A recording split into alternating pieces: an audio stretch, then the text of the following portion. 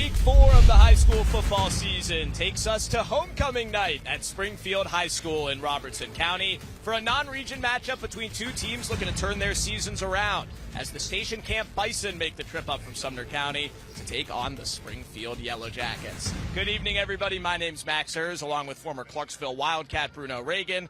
Bruno, two teams that have not gotten off to the starts they wanted, both think they can turn it around tonight. Absolutely. This is an opportunity for both of them. They both come into a game where they're kind of playing a team in a similar situation. So one team's going to come out with maybe a little more positivity and some hope for the rest of their season. Let's take a look at our keys to the game for both these teams tonight, brought to you by Action Nissan. First up for Station Camp, model the Mohawk.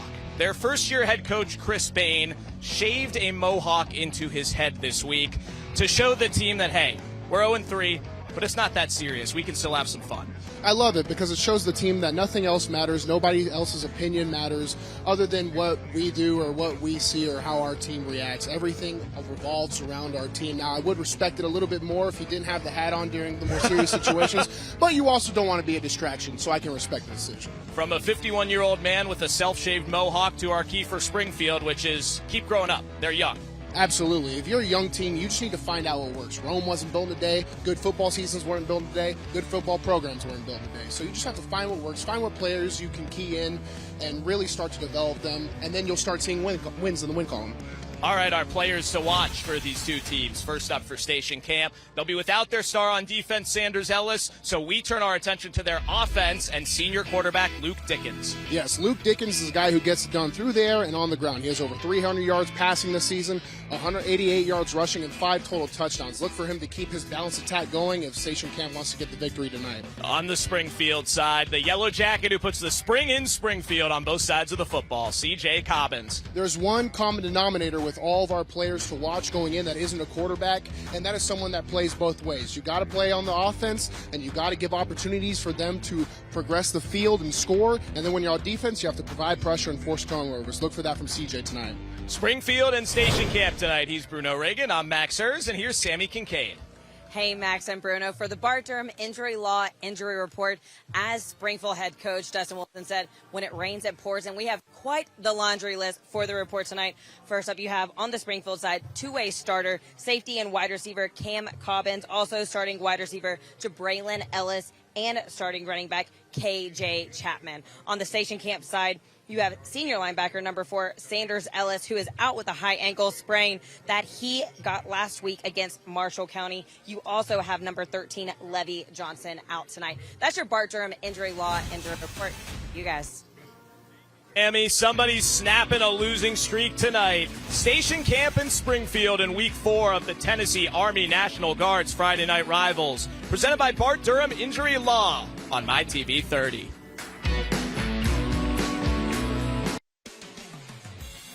Homecoming at the Jackets Nest in Springfield on the campus of Springfield High School, which they now call home after so many years at Boyce Smithfield across town. The Jackets take the field at 1-2, have lost 2 in a row, taking on Station Camp, who is 0-3 to start the year. Both teams feel like they're in a good place, though, especially the winless boys from Station Camp. Time for tonight's coin toss, presented by the Tennessee Army National Guard, with our head official, Brian Story. There's tails. I'm going to toss it in the air and catch it. If I drop it, we'll have to toss it again. What are you going to call? Tails. Tails. Tails. And it's heads. You've won the toss. You want to receive, defer? Springfield wins the toss, elects to defer. You want the football, correct? You guys want to defend the scoreboard? Stand over there and face me. You guys line up here and face them. To start the game, Station Camp will receive. Shake hands and go get your team ready. It's Bison football to get us started in this non-region matchup in Robertson County. Station Camp first-year head coach Chris Bain, a Sumner County veteran as an assistant coach, first for Portland, then for Hendersonville for many years under Coach Hatt, now a head coach for the first time, taking on Dustin Wilson, a Springfield alum, who is the head coach and athletic director here. Trying to keep the Jackets from losing their third game in a row for the first time in 10 years, which was just his second season as the coach here.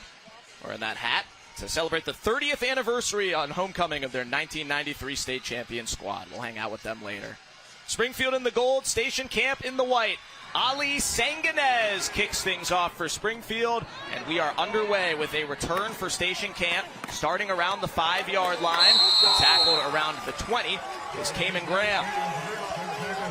So Station Camp at 0-3 will take the field on offense to get things started, Bruno. They feel like they're close. They also feel like they've played and lost 3 very different winnable games. Right here we have quarterback Luke Dickens coming in. And yeah, to trail on that, Max, Station Camp's 3 losses are to Beach, Gallatin, and Marshall County. And the Gallatin and Marshall County games were fairly close games, and even Beach was a little bit closer score. So they feel like they have a squad that can win. It just hasn't fallen in their favor yet. Dickens, a senior. Second year as the starting quarterback, was the starting running back 2 years ago. And the handoff goes to Gavin Pennington, the sophomore, who we'll see a lot tonight on the first touch. Robert Bogus Jr. is their starting running back. He missed practice with a sickness this week, so won't play a full load. Mason Murray, Preston Farley, and Leighton Lassiter, the 3 receivers. Andrew White, the tight end for Station Camp, with the offensive line. Logan Duncan, Garrett Relaford, Hunter Boswell, Luke Pulliam, and Duran Riddle up front. The Station Camp starting offense.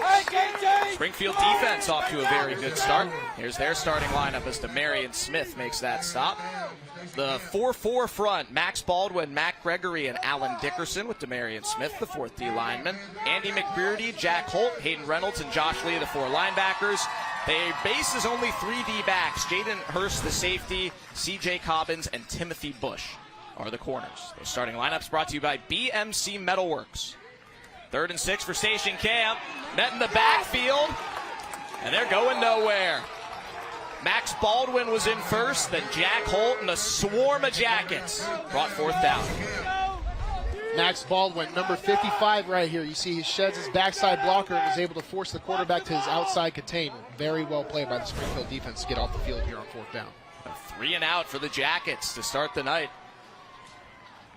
Their lines are their most experienced groups on a Springfield team with only 7 seniors this year and fewer than 50 players dressed tonight, including 3 of their best players out injured. Elliott Max with the punt for Station Camp, away from CJ Cobbins. Good directional kick, down just past midfield, and that is where Springfield will take over. There is a flag on the punt that came in late after Robert Bogus Jr. downed it.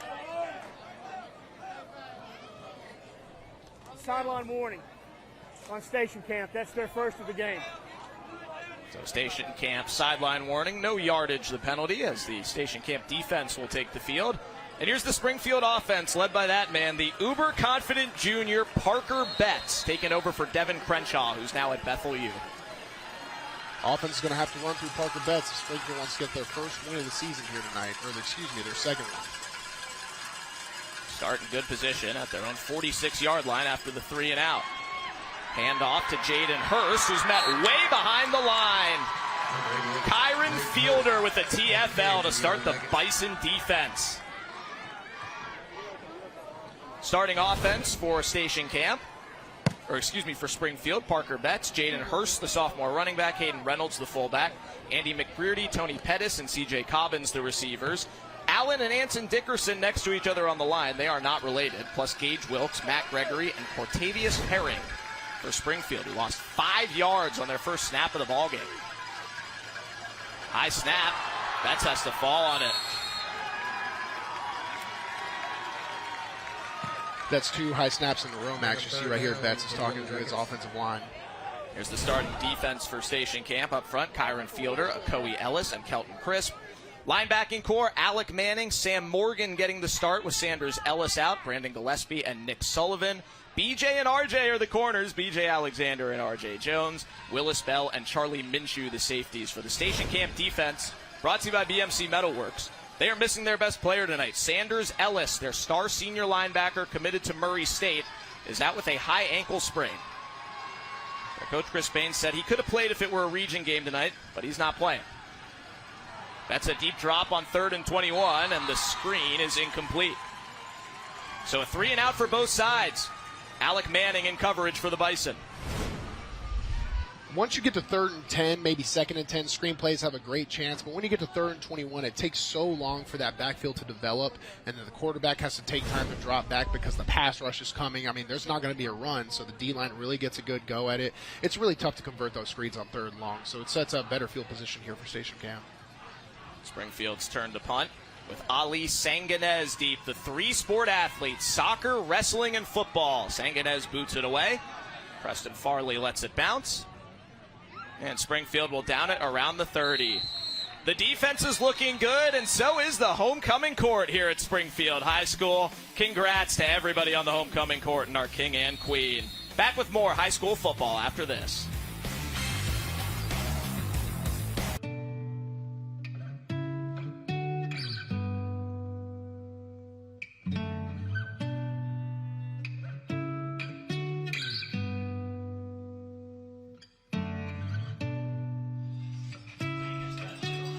Before the game tonight, our United States Marines National Anthem moment with the Springfield High School Air Force Junior ROTC presenting the colors and the Springfield High Marching Band playing the National Anthem on homecoming with a couple of members of our homecoming court joining in.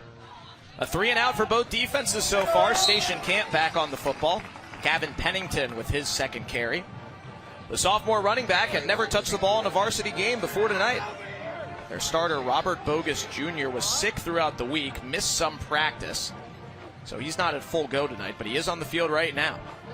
Number 1 behind is fellow senior Luke Dickens in the pistol. Dickens throws to the left side. Pass is caught by Leighton Lassiter, and a flag comes in right as he crosses the line to gain. Station Camp wants to throw more. They want it to be closer to 50-50 in an offense that they want to go fast.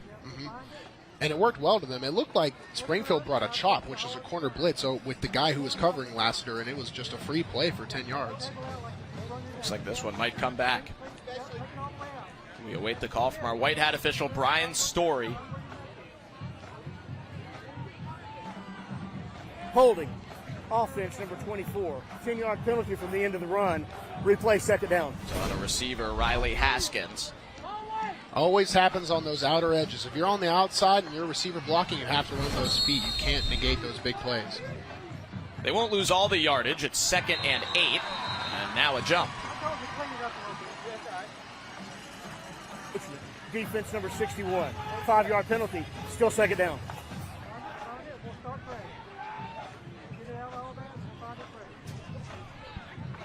Anson Dickerson came across for Springfield. Play penalty roulette here. 2nd and 3. Dickens hands off to Robert Bogus Jr. And Jr.'s first touch of the game is a 1st down for Station Camp. Robert Bogus Jr. looks like he's the fastest guy on the field in the first snap he's gotten the football. So I think they're going to really, they're going to try and keep him safe, especially with the limited practice he's got. But if you want any chance of explosive plays, that guy's got to be on the field. The man they call Junior with the first down of the ball game gets the football back and is tripped up after a gain of a couple by Josh Lee, the junior inside linebacker. Station Camp is 0-3 so far this season, Bruno, but visiting with them at practice this week, they feel like they're in a really good place. And even though one of the games they lost was a region game, they feel like everything that was on the table for them this season is still there. Yeah, early season is not the time to panic. If you get into the later season, you might have to rethink some things, but right now it's not the time to panic. Keep playing hard. Screening out to Robert Bogus Jr. as a big gain. Another 1st down for Station Camp as he's taken down by the quarterback, Parker Betts, playing some safety. They get their big playmakers out in space. Robert Bogus Jr., I told you, if there's going to be explosive plays, this guy looks like the fastest guy on the field just from the blind eye, so keep a lookout for him. Gain of 13 and a handoff to the freshman Colin Gillespie. His first ever varsity carry for a man who played the first half of the freshman game last night. His older brother Brandon is one of their linebackers. They're going deep in their running back rotation, again, because of all the practice time that Bogus missed this week. Their quarterback, Luke Dickens, said they're not going to be able to fill Junior's role if he can't play, which, of course, we've seen him. He is in the game. But he trusts them. He knows they'll be a little skittish. But everybody's touching the football early. Here we go on an end around to Lassiter, who had the catch earlier. And he's pushed out. May have been a loss. It's 3rd down. Lassiter, you see he starts to get the edge. Number 16 right there, he gets beat on the outside, so it would have been better if Lassiter was able to cut up. But if you're a blocker on those, you want to try and stay as square as possible. C.J. Cobbins, our pregame player to watch for Springfield, with the force out for a loss of 1. Cobbins, the senior corner, has offers from UAB, Austin Peay, and Eastern Kentucky as a cornerback. Picked up all those offers in between the end of last season and the start of this one. Did a whole lot of camping this summer. 3rd and 6 for the Bison. Pressure. Dickens gets away and is intercepted by C.J. Cobbins. Cobbins cuts back and is down inside the 10. C.J. Cobbins, for all 4 years, has put the spring in Springfield.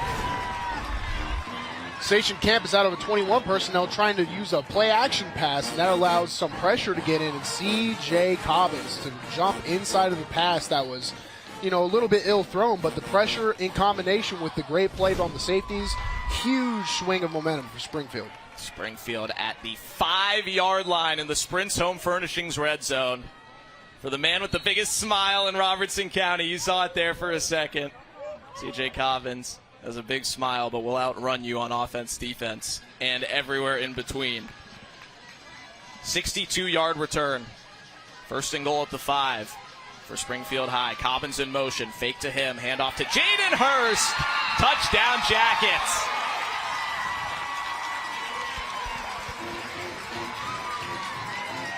Springfield strikes first on homecoming night with a Hiller Plumbing, Heating, Cooling, and Electrical touchdown for Jaden Hurst. That outside motion right there, the fake motion and the great blocking allows for him to just run right up the middle. Great play from Springfield. Hurst, the sophomore, latest in a long line of young running backs to get the call here at Springfield High, as Ali Sanganez kicks it right into your living room. An interception by C.J. Cobbins, a 62-yard return, and only 1 snap needed for Springfield to take the lead midway through the first quarter over Station Camp.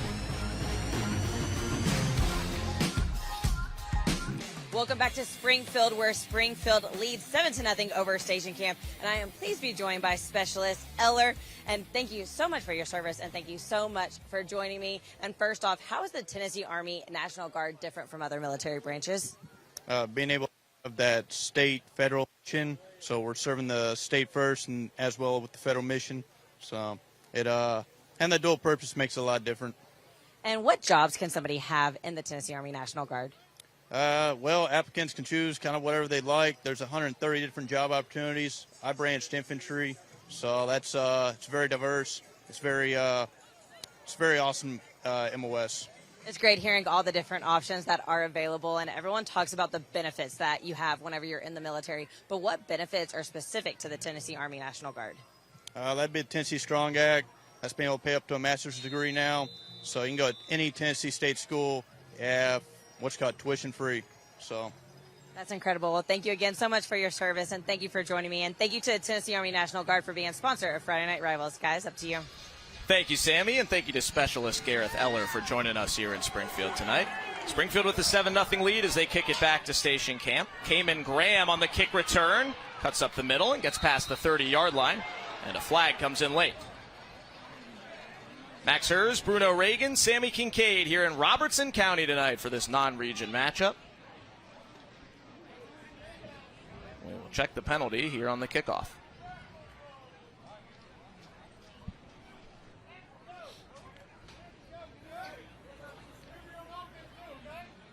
Return, block in the back, return team number 57.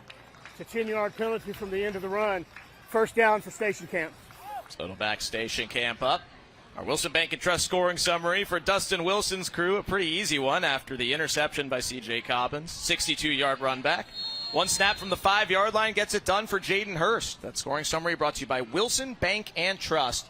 Proud to sponsor our local schools and student athletes both on and off the field.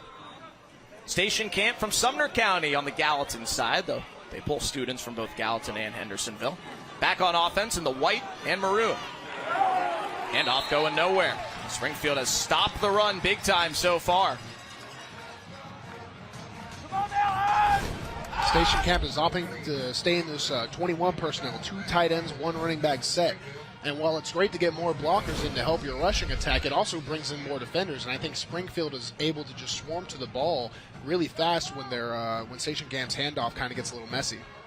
Another one to Bogus as they run right. A stiff arm for Robert Bogus Jr. and a first down for Station Camp. And another flag. Might call late hit here, Max? Bogus Jr. has enough for a first down on an 18-yard gain if it counts. And it's 15 more on the Springfield defense. You're right, Bruno. Man, I'll tell you, Max, it's tough if you're Station Camp because you After know the that play, you... personal foul, late hit out of bounds. Defense number 40. 15-yard penalty, first down. You know that you have to keep Bogus, off the field a little bit with the limited load he got in practice. But we see right here the late hit. Yep, can't do that, especially if you're going to target the head. Got to play a little smarter on the Springfield defense side. Another hand to Bogus after the BMC Metalworks first down. He's ridden by Demarion Smith, but just keeps on chugging for a gain of 7. Bogus looking good so far despite a limited workload this week. 5 carries for 35 yards, and also a first down in the pass game for Junior. Came to the game averaging only 3.5 yards per carry. They definitely want more from him here in game number 4. Dickens keeps it on the read and has a lot of room. Luke Dickens, been a running quarterback both years as the starter. Dynamic player whose rushing totals are almost as high as his passing totals. Yep, he's at about 300, a little over 300 yards rushing, 188 yards rushing up until that one right there. So he's really a very balanced attack. And you see he's not just going to slide. He's going to try and spin, try and juke, and might put the shoulder down. So something Springfield has to be aware of. First down to the 27, and another handoff to Colin Gillespie, and the freshman's going nowhere. Demarion Smith swallows him up with some help from Hayden Reynolds, who's going to be in the middle of just about every run stop tonight for Springfield, the active junior inside backer, part of an all-new linebacking core for the Jackets this fall. Great job by Demarion Smith on the backside. He tracks the pullers and just tries to cut inside onto the running back's lane. Easy TFL. 2nd and 10. Another hand to Gillespie, and the freshman's got room this time. Pick up a 6 or 7 to set up a 3rd and manageable. Love that from Gillespie. He was just, I'm going to get as vertical as humanly possible. He didn't give any time to wait. He was like, I'm just going to get up the field, and was able to chop down for a 3rd and short. Normally, Sanders Ellis, their star linebacker, would be their second running back. He's out injured. So Robert Bogus is backed up by a couple of youngsters tonight, and the seniors back in with a first down into the red zone for Station Camp, who's moving well on their 3rd drive of the game after a pick last time. There's a BMC Metalworks first down into the Sprints Home Furnishings red zone for the Station Camp Bison.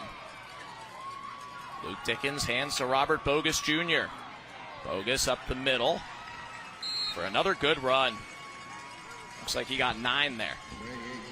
Look for Station Camp to stick on the rushing attack. When you have a bad throw, you just want the offense to operate through somebody who does, maybe has a little bit more confidence, and then you can get your quarterback Dickerson back into the fold.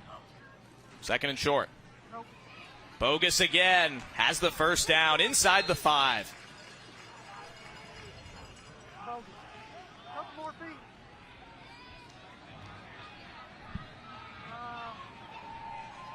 Springfield defense is starting to look a little gassed on this drive.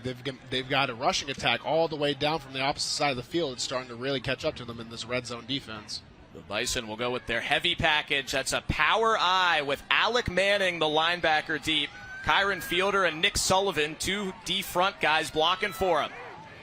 It's a handoff to Kyron Fielder, who's met in the backfield, still pushing, and forward progress stopped.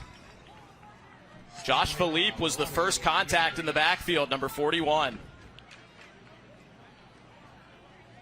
They go heavy and give the ball to their starting nose tackle, number 27. What a fun play call. I'm all for it right here. And it's very rare you see high school teams even get under center, much less go out of the I formation. I love it. Go right back to it. It's a QB sneak for Dickens. Touchdown, Station Camp. Station Camp.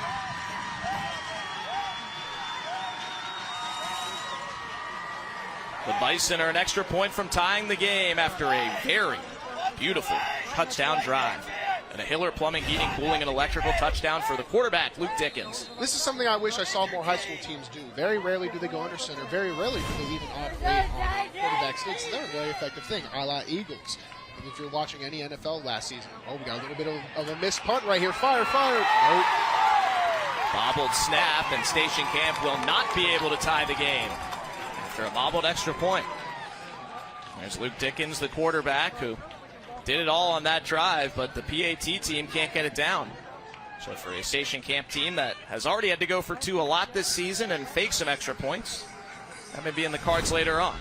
Now right here, if you're on the operating team and you fumble a snap, what you're supposed to do is pick the ball up and call fire. If you're the snapper, you pick the ball up, roll out to your backside, and then that tight end on the end of the right side, they go for a corner route. That's typically what most teams base out of on a mess up. He tries to reset the snap for his kicker, but since he's out of operation there's no chance for the kicker to be comfortable kicking it. A little bit of miscommunication. At that point, pick up the ball, roll out, try and make something happen. Our Wilson Bank and Trust scoring summary for that nearly seamless drive for Station Camp. 11 plays, 67 yards, including 50 yards on the ground for Robert Bogus Jr. Ends with a sneak touchdown by the quarterback, Dickens. So Station Camp on the board in this battle of teams on multi-game losing streaks. Springfield won their opener against Greenbrier, but has since lost 2 in a row. Station Camp is 0-3. Gavin Hastings kicks off. It's returnable for C.J. Cobbins, who had that big run back on a pick earlier, and he's down past the 40.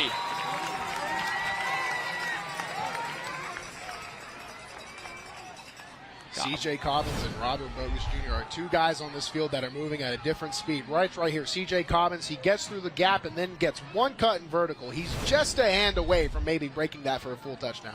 It's a 42-yard return for the man who had a 62-yard interception return earlier. Springfield starts this drive in a good spot again at their own 43 after a touchdown from the 5 last time. It's a screen pass to get them started.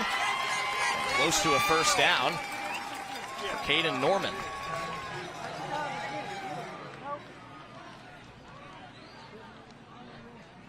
Sophomore Caden Norman goes out there on offense, gives a little bit of a cutback on the fake run, and they roll him out.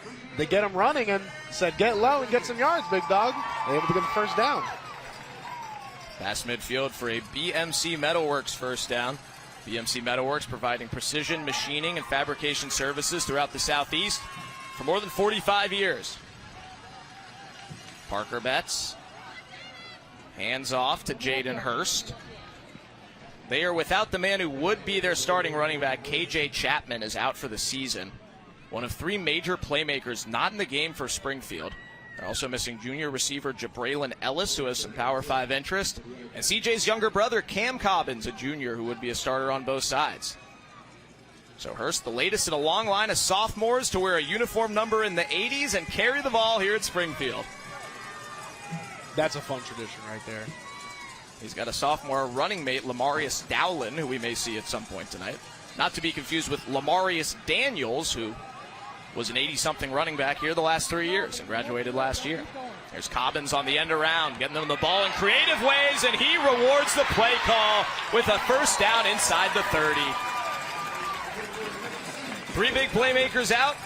C.J. Cobbins is the man, 17 yards. Now, Cobbins is the man that made the score, but watch the outside blocking. These guys do a great job of selling out and getting to the outside. And if you're going to make contact and not get the outside, run your feet and drive your block. A lot of times people will slow up right before contact. Springfield did a really good job of running their feet there on contact and before. That way they were able to set up the run for Cobbins. A whistle for a uniform violation against Station Camp. Final minute of the first quarter. Springfield with a big interception and then a touchdown, take a 7-0 lead. Station Camp a touchdown to answer, but missed the extra point. And they will not have to snap the football here. For a Springfield team that is undermanned, they have legitimately half as many players as Station Camp does, despite the fact that Springfield is in a higher class and has the higher enrollment. They're willing to play this game slow, which is not usually their style. But Station Camp wants fast, Springfield wants slow. And Dustin Wilson, a Springfield man born and raised from Coopertown nearby, says we're taking this thing to the second quarter. Springfield 7, Station Camp 6 after 1 on homecoming night in Springfield. You're watching the Tennessee Army National Guard's Friday Night Rivals, presented by Bart Durham Injury Law on MyTV 30. Start of the second quarter with Springfield leading Station Camp 7-6. Max Hers, Bruno Reagan, Sammy Kincaid here in Robertson County. Our two head coaches, Chris Bain, the first-time head coach of Station Camp this year on the left, took over from his friend Brent Alexander, who resigned and moved out of state this spring. Dustin Wilson on the right side for Springfield, a staple here, also their AD. Coach Bain was there when the team found out that he was becoming the head coach in the spring. The players all wanted him to become the head coach once they found out Coach Alexander was leaving.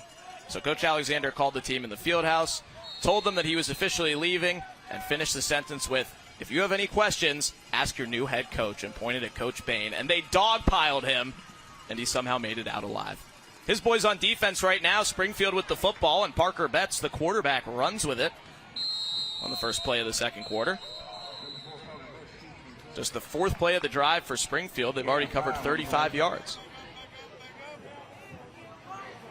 Springfield running a QB counter there. They don't even have a halfback. They just let Parker Betts take it. And I don't know if you noticed there, he didn't even get pulled down. He's a big body. He's able to stay up. So they might keep going with this direct QB run attack. He plays big. He's listed at 5'10", 165. The 16-year-old, his head coach Dustin Wilson says he's never lacked confidence. And talking to him, it's very obvious. And unfortunately, you can't see the mullet he's sporting. Tackle for loss by Akoe Ellis, the junior D lineman. His older brother Sanders is their superstar linebacker. He's out injured. Akoe is in, and he's leaving bodies in his wake. Jaden Hurst is hurt. I think it might have been a whiplash situation. We'll take a look right here. Gets behind. Yup, you see that head snap. Very reminiscent to what we saw last year. Pretty scary in the NFL with Tua Tagovailoa. So if you're ever going down, you want to try and tuck your chin. That whiplash is real. It's a real killer right now. That's Jaden Hurst, the sophomore running back, down injured for Springfield. Athletic trainers from both teams checking on him.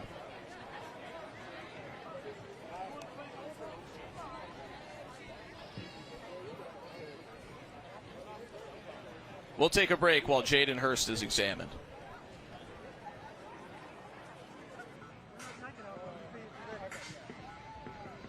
Happy to report that moments ago, Springfield running back Jaden Hurst was able to stand up and leave the field with help from both teams' athletic trainers after hitting the back of his head off the turf here at Springfield High. Good to see, Bruno. Yeah, off of a precaution, I wouldn't expect to see him play anymore tonight. Concussions are a weird thing where there's no tool to really diagnose them. There's some symptoms you can see on and off the field, but for the most part, a concussion, the most dangerous thing you can do is continue to play with one. So if there's even suspect of one, I assume they'll sit him out for the rest of the game. He was slung down on a tackle for loss by Akoe Ellis on the Station Camp defensive line. Springfield's offense driving. They'll have to do it without their running back here. Their backup running back is Lamarius Dowlin, also a sophomore like Hurst. They're already without their primary running back, KJ Chapman, for the year. Here's Springfield's schedule. Started off with a Pitt Carroll Trophy win over Greenbrier, their 10th straight win in that rivalry. But, Bruno, they snapped a 4-game winning streak in the rivalry game against your alma mater, Clarksville, in Week 2. That is a good Clarksville team this year. Absolutely. Clarksville's starting to find some momentum, so thanks for shouting out my alma mater. They lost a region game to Henry County, who's expected to be at the top of a stacked 5A region. On the Station Camp side, they are 0-3. They only gave up points to Beach in one quarter, but it was a 3-touchdown quarter as they lost that game to one of the best teams in Sumner County. They then went wire-to-wire with Gallatin in a game where they were chasing points the whole way, missed the field goal right at the end and lost by 3. Then lost a region game against Marshall County last week that got Chris Bain to shave his head to look like that, into a mohawk, to tell his boys, hey, we're 0-3, but it's not that serious, and all that matters is what we think of ourselves. Absolutely. You look at the schedule and the scores, they are a competitive football team. They just need to find some wins to get some confidence as they continue to go on here in the season. They are certainly a confident group. They may be the most confident 0-3 high school football team in the country. Everything that was on the table for them as this program continues to rise is still on the table, they believe, for a team that made the playoffs 2 years ago for the first time in 7 years. Talking about Station Camp. They're on defense in the white. Parker Betts running for Springfield. Without their running back, Jaden Hurst, Lamarius Dowlin was behind him. The quarterback keeps it. See, Betts doing a lot of that. Springfield has a decision to make here on 4th and medium.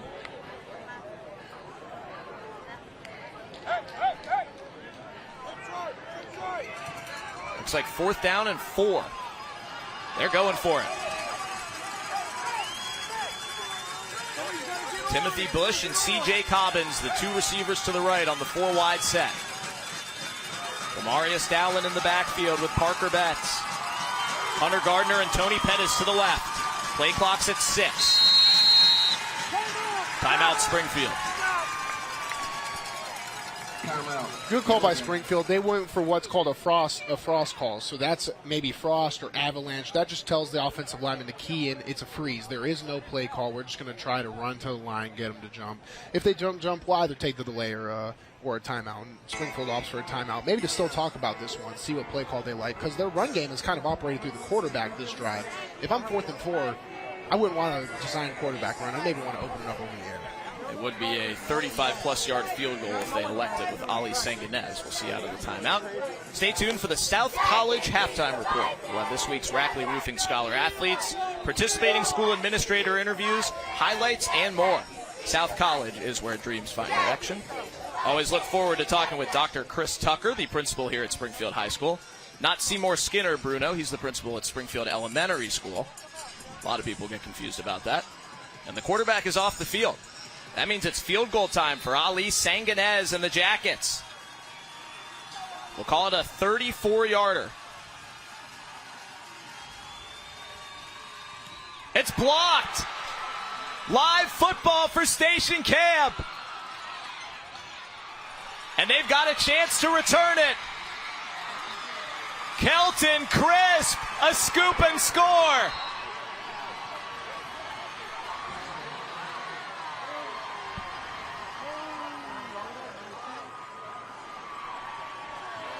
That's what scares me about field goals at this level, Max.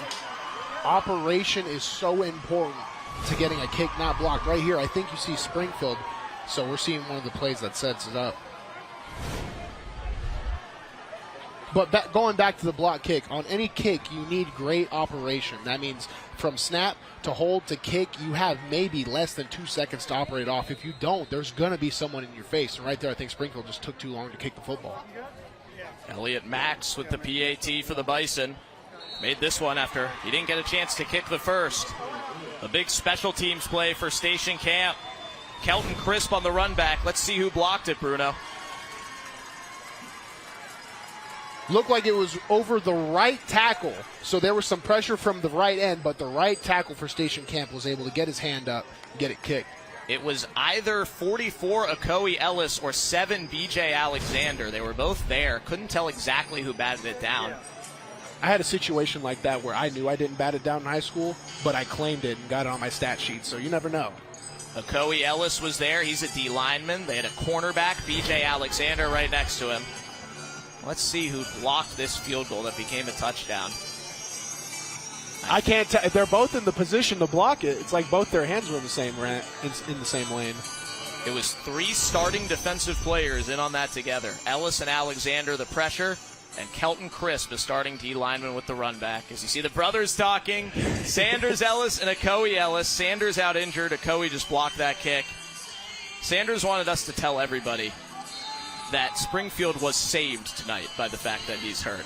He was born here in Springfield. Okoye and Sanders' dad, Ron, went to high school here at Springfield. Tonight is his 35th anniversary at homecoming. Sanders Ellis is very sad he has to miss this game, but his brother just made a big play. And they are arguably Station Camp's 2 best players. Here comes the best player on the field for Springfield. C.J. Cobbins is everywhere.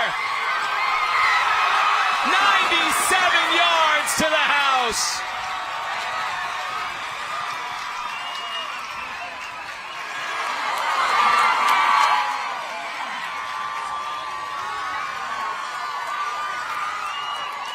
C.J. Cobbins says it's audition time right now. We're on the biggest stage with My TV 30 Friday Night Rivals. I'm going to make the plays. I mean, he's single-handedly keeping Springfield in this first half right now. He returns the ball from a questionable 1-yard line, but when it's CJ Cobbins, it's not questionable at all. Get him any chance to make a big play, and he's going to find the holes and bust it up vertical in the middle. He even had to take a step back after he caught it. He had to stay out of the end zone. Caught it at the 3. Momentum carried him back to the 1. Took it to the house. Sanganez makes the PAT to put the Jackets back ahead as their big playmaker makes big plays. Special teams touchdowns in short succession for both teams. C.J. Cobbins has offers from UAB, Austin Peay, and Eastern Kentucky. The senior star from Springfield puts his boys back ahead here in the second quarter. If there's a bigger smile in Robertson County than C.J. Cobbins, I don't think we've seen it. The senior just returned a kick 97 yards. He already had an interception with a 60-plus yard run back on defense, and he's the man on offense for the Jackets. Springfield back at a station camp 14-13. C.J. Cobbins got his offers camping this summer. He was camper number 3,104 at Austin Peay's camp in Clarksville. Was wearing the T-shirt with the Sharpied-on number proudly. He was camper number 3,104, but he left with an offer. Oh, I've been there. It's a grind. It just speaks to the work this young man puts in to have to go in and kind of do it on your own when you're in that position, especially as a senior. Cayman Graham on another return for station camp, still alive, past the 35 as we go down to Sammy Kincaid. Hey guys, I was talking to Coach Wilson this morning and I said, hey, you got a couple of brothers that are stepping in for each other today, with CJ Cobbins stepping in for Cam Cobbins. And he said, you know what, that's not the only brothers. Not only does he have his brother Drew on staff with him, there's also Bryce Baldwin, Max Baldwin, Keelan Chapman, Keenan Chapman, CJ Cobbins, Cam Cobbins, Barrett Reynolds, Hayden Reynolds, Nicholas Young, Angelo Young. If you weren't keeping count, that's 10 guys that are siblings on this team of a roster of 69. That's a pretty high percentage. You said, you know what, it's great because whenever the parents are getting heavily involved with the team, it's nice to be able to have their involvement and have them helping so many of our guys stay on track on the field. It really is awesome, Sammy. It's one of the things that makes Springfield unique. Many of their parents went here, as you see the entire list of brothers, including the brothers who live on the same property in Coopertown that they call Wilson Hill, where they grew up. Dustin Wilson, the head coach, and the athletic director. Drew Wilson, the offensive coordinator. It is a family affair here at Springfield. Defense looking good right now. Luke Dickens for station camp spins away. Big block along the way. And Dickens is close to a first down. And he may be bleeding. Yeah, he is. He's bleeding badly. Yeah, he's going to have to come out for that one. You can't play quarterback like this. Luke Dickens, the station camp quarterback, with a bloodied nose after a big run. It looked like a rollout pass to the left designed, but then Luke Dickens just had to say, I'm gonna make something out of nothing, turned around, crossed the field, and was able to rush up close to make it a 3rd and short. But right now, we're seeing his current condition. He might not be able to continue this series. There's their backup quarterback, freshman Gage Lang, who has never played a varsity snap before as quarterback. Meanwhile, we got a measurement. It will be 3rd down and inches. Luckily for station camp, their rushing attack has been really solid. So even if you have a new quarterback, and you might be able to just hang on that rushing attack and open up some easier pass lanes on some more safer downs, maybe a 2nd and short, or now 3rd, especially when you're in midfield. You know you have 4th down to go for also. I'll correct myself. Gage Lang is a sophomore, not a freshman. Pardon me. And he comes on the field in a big spot here. Quarterback wearing number 86. The backup on the field with Robert Bogus Jr. behind him on a 3rd down and maybe 1 inch. Get your index cards out. It's Robert Bogus Jr. No cards needed. 1st down, Bison. So UA Local 572 1st down for station camp. UA Local 572 is the premier trainer of workers in all aspects of the piping, plumbing, welding, and HVAC industry.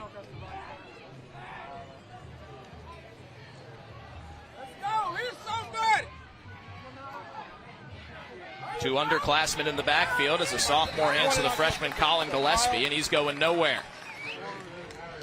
Max Baldwin and Lamarius Dowlin in on the tackle for Springfield. Springfield's going to start bringing in more pressure to try and rattle this younger quarterback right here. 44 and 61. 84 for Springfield, all just coming extremely hard off the edge, playing very little contain. Taylor Miltier, the senior linebacker and fullback in the mix as well. Another handoff and another loss.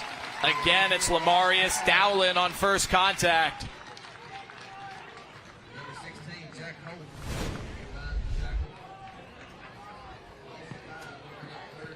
Looked like it was either a miscommunication here. It was a trap or a counter play, but it looked like he was being blocked one-sided, handed off the other. Maybe some communication issues from Station Camp with their new quarterback. Dowlin with back-to-back tackles for loss. The sophomore D lineman and running back. And Springfield calls a timeout, and we're not happy with the alignment of their defense. So we will see after the timeout if if Station Camp's quarterback Luke Dickens is able to get back on the field, Bruno, after getting hit hard and having a bloody nose on the last set. Yeah, I think that timeout was caused because Springfield is trying to make more, design calls. They're trying to make more design plays that maybe they're not used to making all the time in these certain situations. So the line isn't looking and they're not getting lined up to apply the pressure that the Springfield coaching staff wants. During the fourth quarter of tonight's game, we'll be selecting the Bart Durham player of the game. Certainly some early candidates. C.J. Cobbins in all three phases. Luke Dickens, the quarterback for Station Camp, who's developing the warrior mentality as he gets holed up on the far sideline. We'll tell you who wins the award in the fourth quarter. As of now, looks like it'll still be Gage Lang at quarterback on this 3rd and 14 with Dickens out of the game. Sammy is efforting to figure out the injury and extent of the injury to the Station Camp senior quarterback Luke Dickens. So the sophomore Gage Lang is in there, ready to possibly throw his first ever varsity pass on 3rd down and 14. He will throw. Lang sacked. Andy McBrearty takes him down, and it's 4th down. You can see that you shine through for Gage Lang. Right here, they call a pulling play action. So it's a fake pull play where the guard gets outside. That means the pass rush is going to come from outside. So the second you step up, you have to make your decision on the throw. If you hang at all, you're going to get sacked, and they take the sack right there. The man with the best senior picture banner I've ever seen hanging here at Springfield High School. He's flexing and gripping the football. Andy McBrearty gets the sack. Punt may have been altered by the rush. And down at the 20. Station Camp thinks it hit a Springfield player along the way, but the refs disagree. Robert Bogus Jr. says, I just scored another special teams touchdown. The stripes say Springfield football. We might be able to get a replay here. We'll take a look. Springfield calls poison. That means get away. And right there, it looked like the ball hit him. It could be a little bit of a weirder camera angle that the ref saw something we didn't, but I thought it might have hit him. It was McBrearty who just had the sack, who was in the way of the punt. But the call goes in Springfield's favor. Watch number 8 right there. It hits him on his foot. That should have been a Station Camp touchdown, Max. Springfield gets the close call in their favor, and will start at their own 20. They've not had the ball on offense in a while. Their last touchdown was a kick return. Parker Betts, the quarterback, hands to Lamarius Dowlin, who had those 2 tackles for loss, but is on the other end of one right here. Nick Sullivan, the senior signal caller who wears the neck roll with the TFL. You love the neck rolls, Max. You're a big neck roll fan. Nick Sullivan right here. You see number 51 cuts right onto the D-line. He stays on the line of scrimmage, but is able to get extension with his right hand and then secure the tackle with his left, allowing his teammates to come and help him secure that one. Gain of 1. The senior leader, Sully, with the stop. He calls out all their defensive plays, and he does so in a very creative manner with a lot of puns, and it's almost like he's giving spades clues out there when he calls out the sets. Parker Betts for Springfield, throws to Cobbins. He's hit hard, but he caught the football. Close to the marker, but looks like it'll be 3rd and 1. Pushed out by Charlie Minshew. Cobbins cuts across the field right here. He seemed pretty wide open. Yep. about 10 yards of separation. If Cobbins was able to cut it just up a little bit, he might have been able to get that first down, but they're in a very manageable third short situation. It's a gain of 8. A little toe tap for Clarence Cobbins Jr., a.k.a. CJ. 3rd and 1 for the Yellow Jackets in the light gold. Play clock's at 10.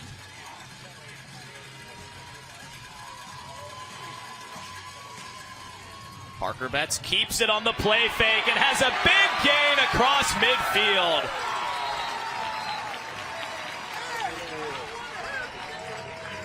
Needed 1, got 24.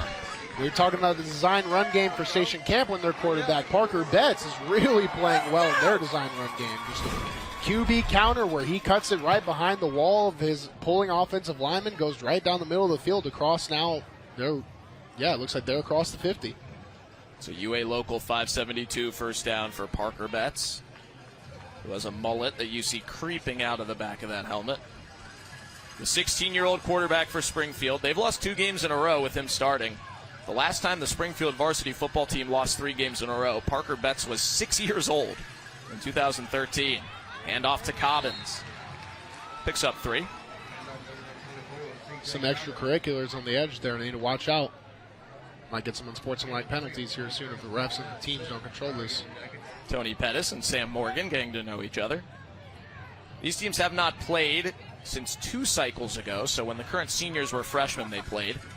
But most of the freshmen, or most of the current seniors, did not play varsity as a freshman, so very few of these players know each other in a cross-county game.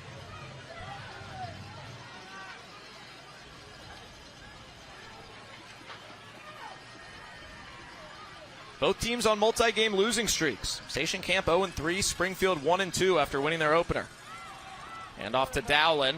Station Camp saw it coming. Coe Ellis and Brandon Gillespie there as Sammy has an injury update. Hey guys, an update on both of the players that went down on the Springfield side with Jaden Hurst. You were talking about possible head. It is his right ankle. They were retaping his ankle. He's trying to work it out. You may be able to see him on the sidelines. He's walking it out right now. And the quarterback, Luke Dickens, on the Station Camp side, he has a bloody nose. He just has a cut on the left side of his nose. And if you're able to see that, I would be very careful looking at that one. They're putting a lot of pressure on right now, trying to get the blood out of his nose so that he can go back on the field with it stop bleeding. Thank you, Sammy. And a flag comes in for a late hit on the quarterback after what would have been a big stop by Station Camp. Charlie Minshew at the tackle, 3 yards short of the first down, and Brandon Gillespie is really unhappy about the call. He was the one who hit Parker Betts. That's important injury info as well. We'll see if Luke Dickens is back in at quarterback next series for Station Camp. So thank you, Sammy, for that. Personal foul. Roughing the passer, number 12 on the defense.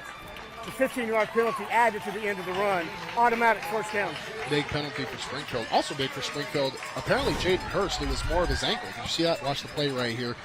Just barely. If you're the defensive player, you want to lighten up a little bit on that. And when I played, which was only about 12 years ago, that would have been clean. But it's clear football's making a shift to try and make it safer for defenseless players, quote unquote, which the quarterback is there after he throws the ball. So you don't want to try and get your team in an even worse situation than you already are, which is now on the 30-yard line.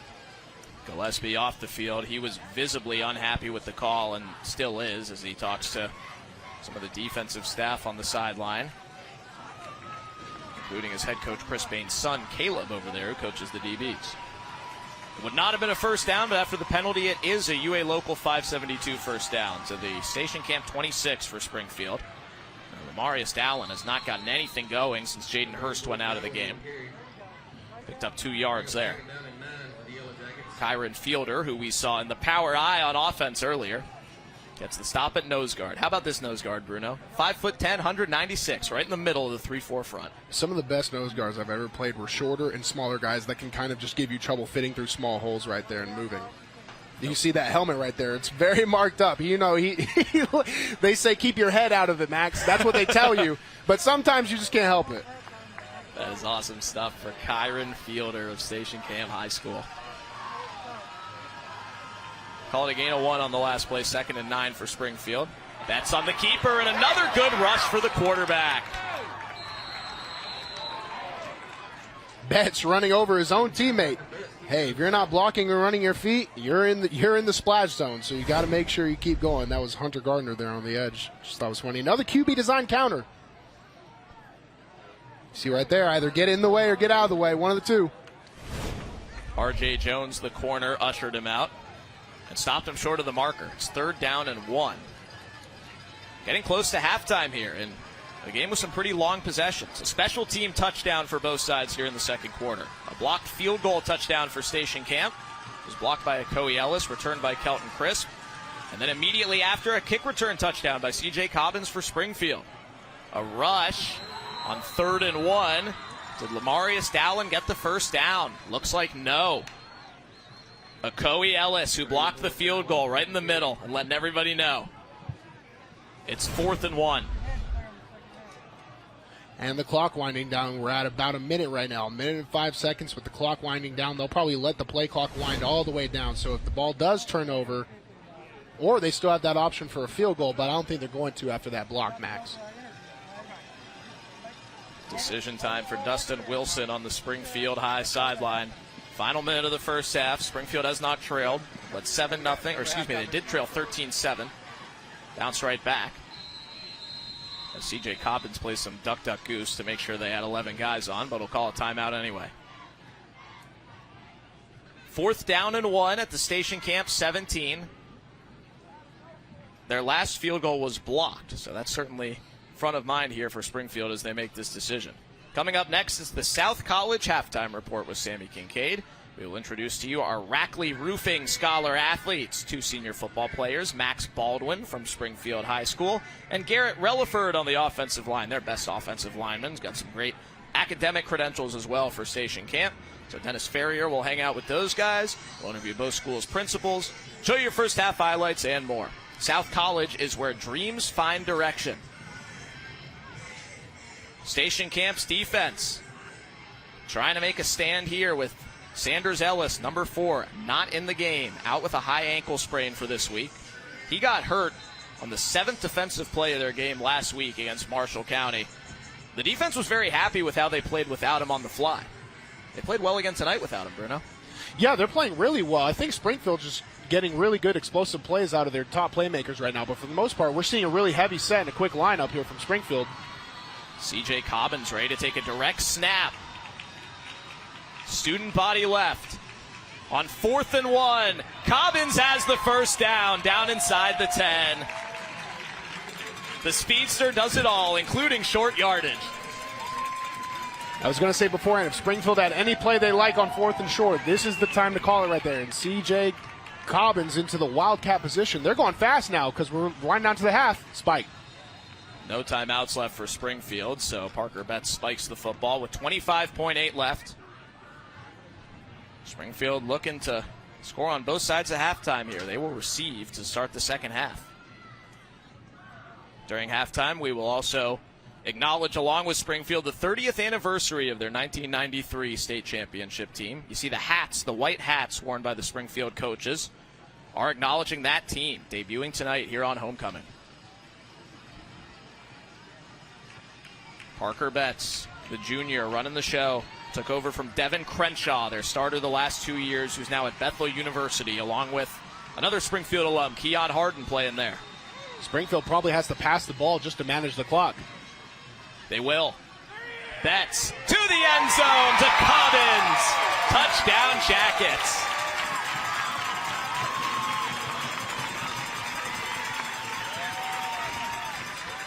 C.J. Cobbins has made all 3 Springfield scores a reality. It's 20-13 in the final minute of the first half. If I'm on Station Camp's defense, I know Springfield has no timeouts. I'm going pass, and I'm pointing right at number 24 of Springfield, C.J. Cobbins, because I know exactly where the ball's going and who was wide open. C.J. Cobbins right over the middle. Touchdown for Springfield. Ali Sanganez nails the extra point, and Springfield has an 8-point lead. C.J. Cobbins, an interception and a 62-yard run back to the 5-yard line to set up their first touchdown, which was scored by Jaden Hurst. Then a 97-yard kick return touchdown. And now this receiving TD in the final minute before halftime. Last look, a little bit of an RPO. Quarterback fakes the outside run, then plants his foot. Eyes immediately back inside, gives no time for the DBs to read his eyes. Very great play there, but also by Parker Betts. The Wilson Bank and Trust scoring summary. How about a 6-minute drive to take us all the way into the final minute for Springfield? Wilson Bank and Trust is proud to sponsor our local schools and student athletes, both on and off the field. Parker Betts said, CJ Cobbins is my first look. He's my safest option, and he's everything in between. Why would you throw to anybody else if you're the quarterback of this team? It's hilarious because technically CJ was the second read on that play. Parker's first read was on the outside, but he knew CJ was on the inside, so he didn't have to play with his eyes at all. The second he shot and saw CJ open, just immediately threw the ball. Again, Cobbins has offers from UAB, Austin P, and Eastern Kentucky. Those are all to play defense as a cornerback. He's hoping for some more. He's right where he wants to be. Looking to turn his senior season around. His team is 1-2 with some key injuries, including his younger brother. He is the constant on a program that is in a bit of a rebuild year with only 7 seniors coming into this season. Sanganez with a pooch kick. And the up man tripped up, trying to return the football. That may have been Cameron Porter. Couldn't tell who it was on the return. And the quarterback, Parker Betts, in on coverage. That's why the pooch kick works, Max. It gets the ball into people who are not used to holding it. And then a little bit of friendly fire because the returner is not used to blocking either. Couldn't have worked out better for Springfield. And now Station Camp, with all 3 timeouts, takes the field with 17 seconds left. Looks like they're in their victory formation, which is just to take a knee. Their quarterback, Luke Dickens, was injured on the previous series. Does not look like he is on the field here. And they will just take a knee. That was Colton Overby, freshman quarterback, who took that kneel down. Great first half for Springfield on homecoming night. CJ Cobbins in the middle of everything. They lead 21-13 at the break over Station Camp. And a game between 2 teams on multiple game losing streaks. Springfield trying to avoid losing 3 in a row for the first time in a decade. No pressure.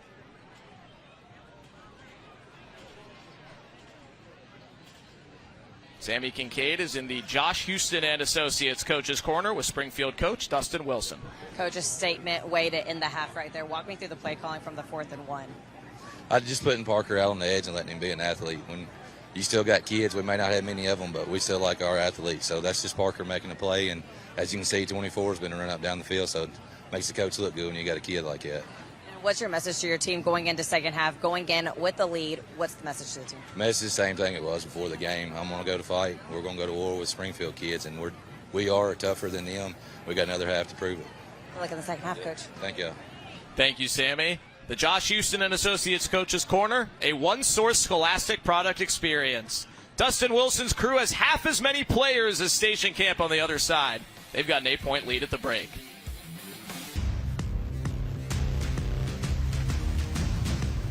You're watching the South College Halftime Report. South College, where dreams find direction. Throughout the Friday Night Rivals regular season, Rackley Roofing will recognize an exceptional senior student athlete from each participating school with a plaque presentation prior to each game. Here are this week's Rackley Roofing Scholar athletes. Time for the Rackley Roofing Scholar Athlete of the Week, where we meet some of the greatest student athletes in Middle Tennessee. Garrett Relaford, no different. Listen to this. He's a 4.0 student.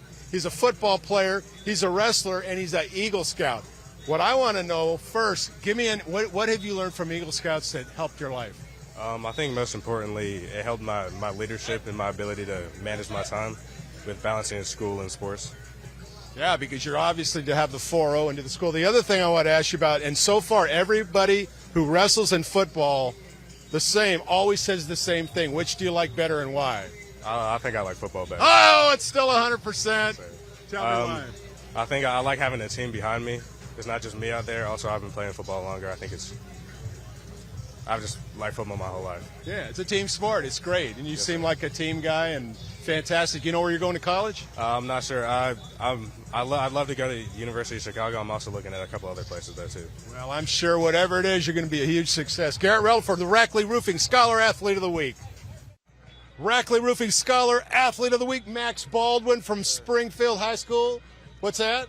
I say yes, sir. Oh, wow, man. Polite already. I haven't asked you. Listen, this is an interesting young man. 4.0, obviously a football player, future farmer of America. But what I want to ask you about, what in the world is the Bruise Brothers Wrestling? That's our wrestling program here at Springfield High School. Head coach, Coach Holzer, Christopher Holzer. He's a good coach. It's a tough program, but we're ready for this year. I bet you are. Listen, if you're involved in farming at all, tell me about your farming background. Well, my grandparents have horses and cows, and every year we work cattle, and I don't know, I've grown up around it, so it's something that kind of made me who I am. Yeah, is there a lesson in farming you think that translates to being a good student and a good athlete? Oh, yeah, it's a good work ethic. I mean, if you have a good work ethic, that'll take you far in life. Yeah, fantastic. What about college? What are your plans? I'm thinking either UT Knoxville or Western right now. I hadn't really decided which one, but hoping I can get some scholarships for either one to help out. But those are my plans right now. We'll see. Whatever it is, bright future for Max Baldwin here from Springfield High School. Rackley Roofing Scholar Athlete of the Week. These students and other nominated students are eligible to win a $10,000 scholarship to be presented at the end of the season, courtesy of Rackley Roofing. Rackley Roofing is the proud sponsor of the Friday Night Rivals Scholar Athlete Award. This week's Friday Night Rivals Educator Spotlight is presented by Western Kentucky University. Climb higher at Western Kentucky University. I'm now joined by Station Camp's principal, Mr. Art Crook, and thank you so much for joining me for the South College Halftime Report. And first, tell me, how has the year started for you in Station Camp? It's hard to believe that it's already the fourth game of the year. Things go so fast. We started on August 1st, so August was a long month, but we feel like we're really into it. You know, I'm getting text messages on soccer and volleyball scores and all that kind of stuff, so we know we're all in. And then when we come here and the place is packed and it's homecoming night and honoring a former state championship team, and you know you're in it, and you're in it deep at that point. Absolutely. And what are the programs that you have? What are the new programs that you have at Station Camp? Well, we're super proud of we started a few programs right after COVID, and we're seeing the culmination of those in nursing, in physical therapy, in computer coding. Some of those programs that we were trying to get off the ground, and now we've got our feet under, and we're going to graduate kids that have had 3, 4, or 5 classes in those subject areas. So those programs, and then we've had a number that have been established for a long time, but those are new, and things kind of got slowed down, but now they seem like they're in full force again. That's incredible. They're getting that experience. But what are you most excited for with this upcoming year? I think one of the funnest parts about being a high school principal is it's a little bit like a business, except we lose all our clients every 4 years. So this is a very special class for us this year, class of 2024, and 4 weeks in, helping them pursue. We've added some other new programs and some attempts to help find them job placement or guide them in the areas that they want to be when they grow up. And so I think just helping kids track down what it is that they want to do with the rest of their life is probably the most rewarding part. Absolutely. Well, thank you so much for joining me. And after this break, we're going to have much more, including highlights, stats, all of that for you coming up in the South College Halftime Report. You're watching the South College Halftime Report. South College, where dreams find direction. I am now joined by Springfield's principal, Dr. Chris Tucker, and he has brought along a couple of special guests with him that just got honored. Do you want to tell me about that first? Yeah, absolutely. So we're honoring our 1993 state championship team, 30 years. Very special group of folks, and so we just honored them in a halftime ceremony, and we're proud to have Jeremy Baldwin and Terrence Woodard join us in the interview today. Absolutely. And how does it feel to be hosting Friday Night Rivals?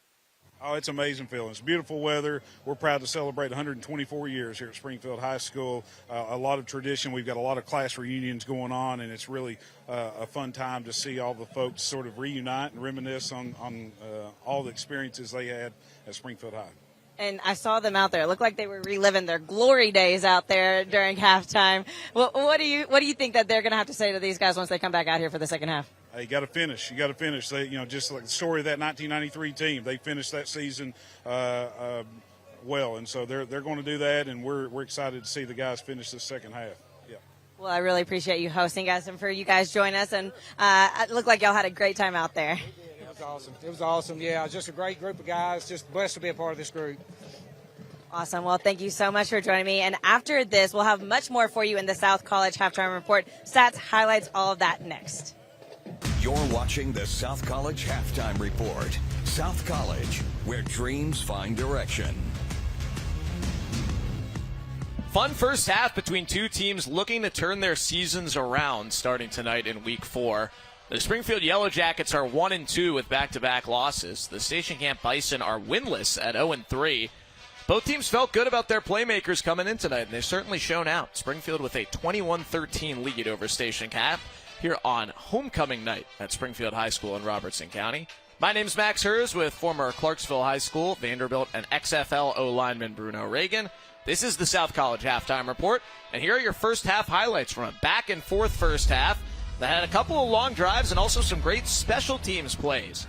It was the defense that got things started. First for Station Camp, a couple of punts forced by the Station Camp defense. That was Alec Manning in there. And their first touchdown came on a QB sneak. Luke Dickens with the touchdown.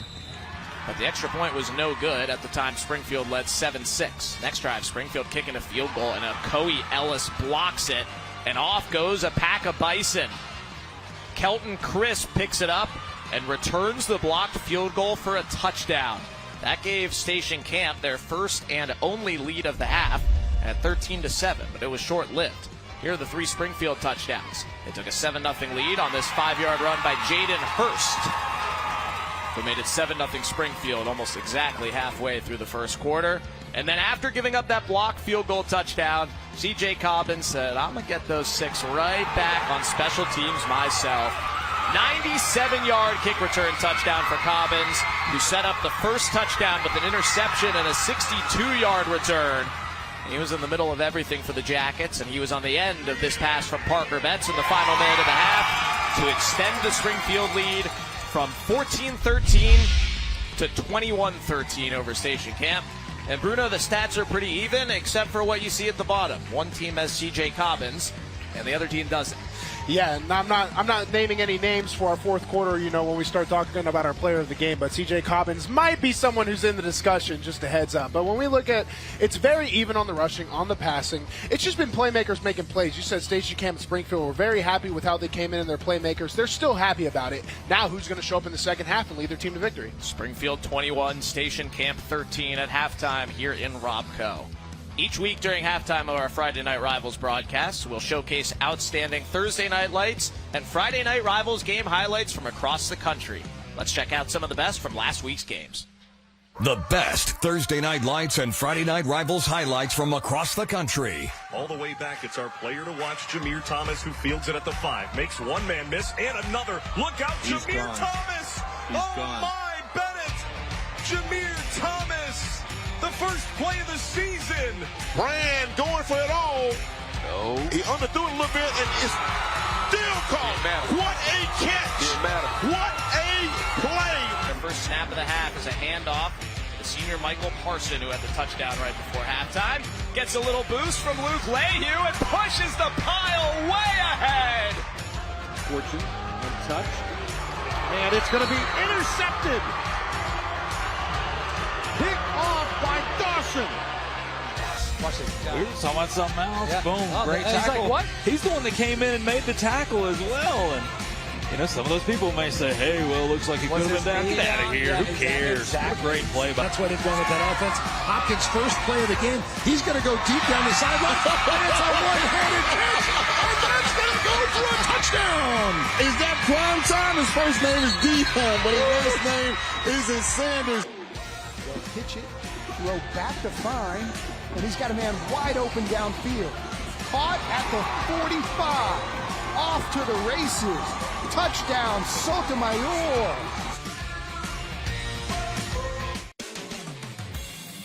Welcome back to Springfield, hosting Station Camp, and I am joined by Station Camp's head coach, Chris Bain. Coach, not the first half that you wanted, but, your team was competitive. They made some turnovers.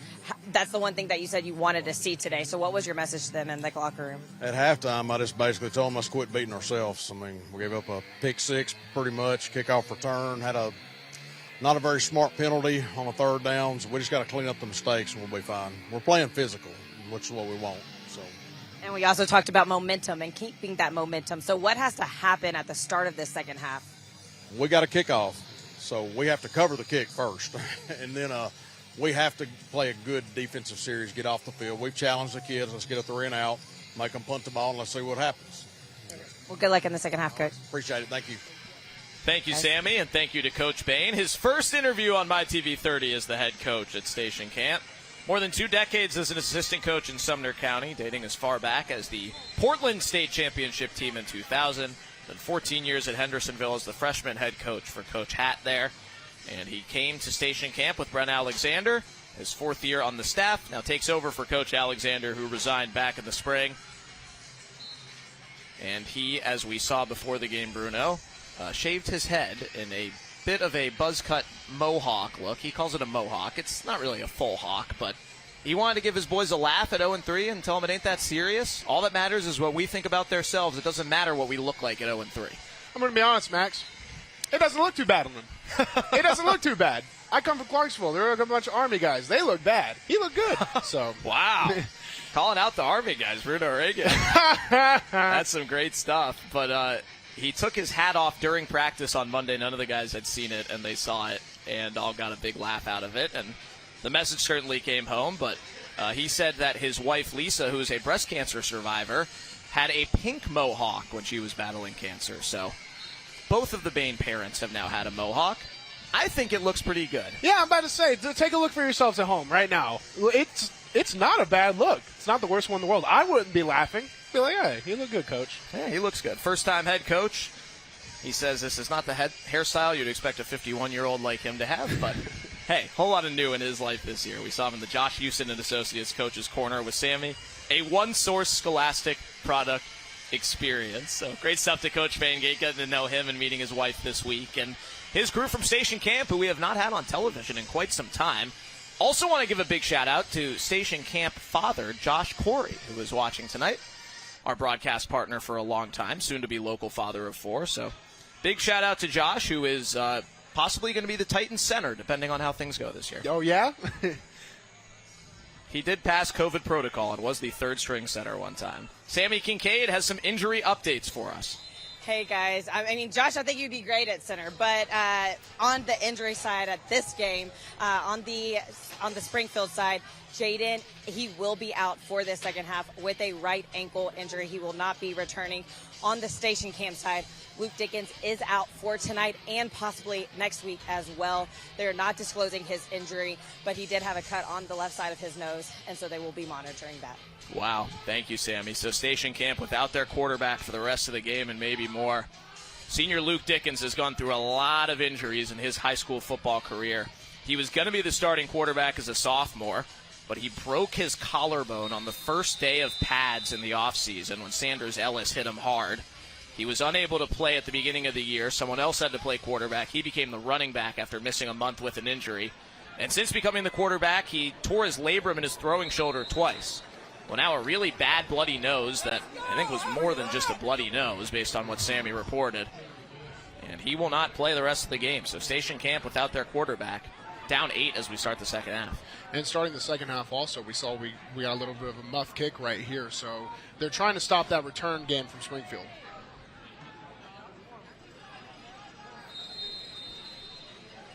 So Springfield gets the football first with an 8-point lead here in the second half. Springfield in the gold here at home. Station Camp in the white and maroon on defense. Station Camp led very briefly 13-7 early in the second quarter after blocking a field goal and taking it to the house. But then the ensuing kickoff went to the house. Another good kick return on the last one, as Coach Bain called out. Springfield will start at the 40, and they're going to try and get Lamarius Dowland going. But Nick Sullivan says no, sir. We mentioned earlier the funny play calls that Sullivan makes, and sometimes he'll get really quiet, and he'll ask his defense mates very politely, excuse me, sir, do you know what time it is? And then they will all answer, Yam time. No way. In homage to an NFL TikTok that I haven't seen because I'm not cool enough to have TikTok. But it was Yam time just now for Sully.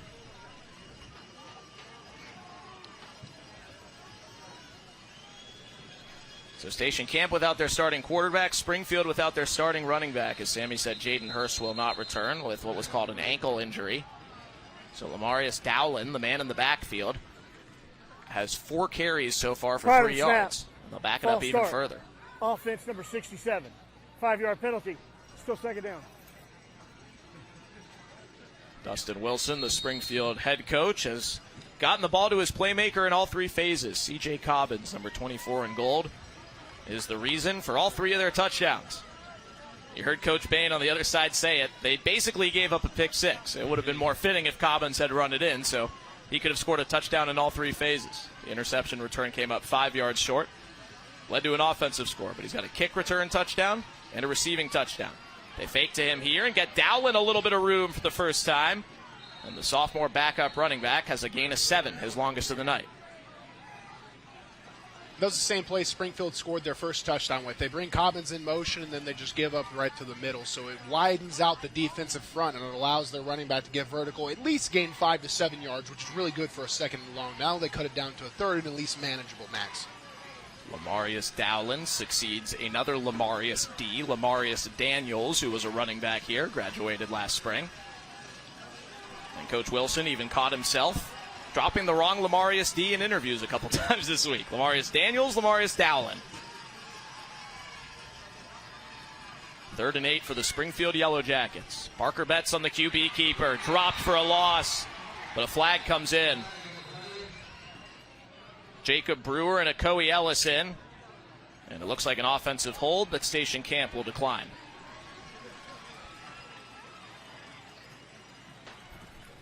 Holding offense number 84. That penalty's declined. It brings up 4th down. Holding on number 84. Yep, right there. Anytime you stop running your feet as an offensive blocker, that's going to scream disaster. So right there, he stopped his feet and still had control of the jersey. It's going to get called every single time. Parker Betts ended up running into him, too, because it was a little bit of a stonewall situation. Did Jacob Brewer call and one there? Made the stop while he was getting held up pretty strongly. Ali Sanganez's punt takes a good Springfield roll. Dies at the 19-yard line. Station Camp without their starting quarterback. Back on the field, down 8 for their first drive of the second half. Coming up next on the Tennessee Army National Guard's Friday Night Rivals, presented by Bart Durham Injury Law.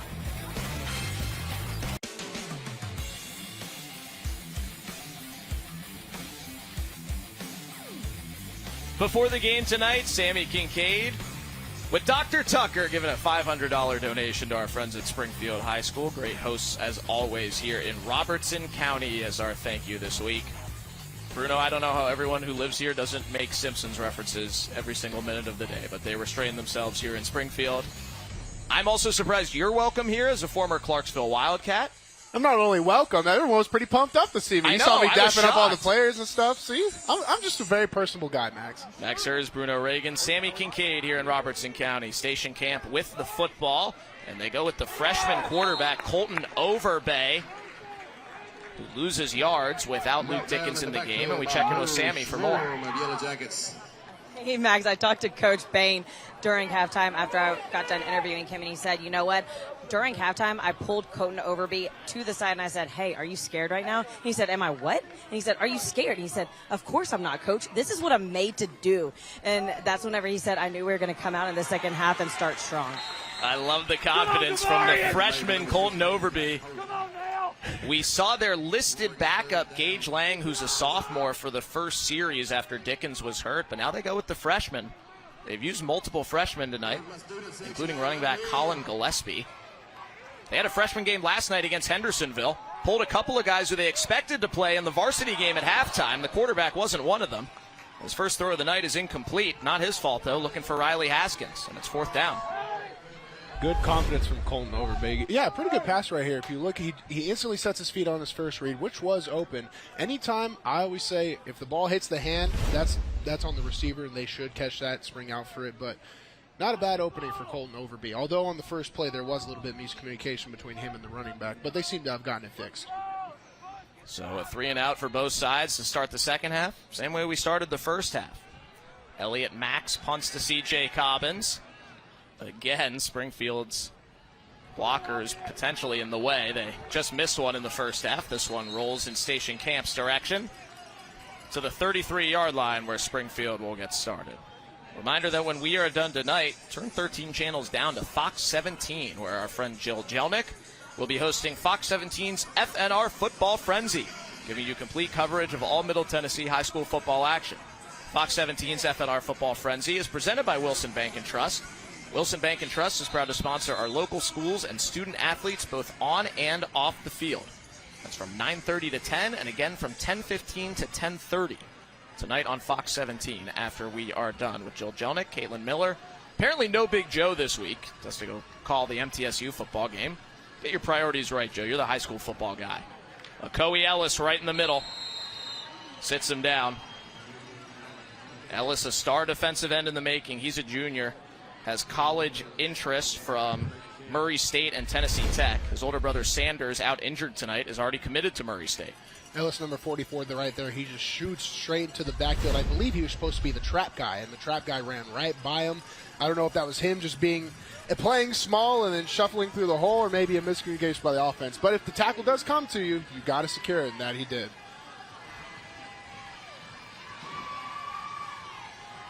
Gain of 1. Another handoff to Dowlin. Brandon Gillespie with the tackle to set up 3rd down and 7. Station Camp's defense is a really confident group despite the fact that the team is 0-3. They have 7 juniors starting on defense. Gillespie, one of just 4 seniors in the starting group. 3 of those 4 are linebackers. Nick Sullivan, their senior captain, said he's so proud of this entire defense and what they've done so far this year. They are playing great, especially being led by Nick Sullivan. Right now, if I'm Nick Sullivan, I love, listening to the coaches and playing within the scheme, but I'm also pointing at number 24, and I'm like, hey, make sure you watch that guy out there, because 3rd and long, who else would you go to?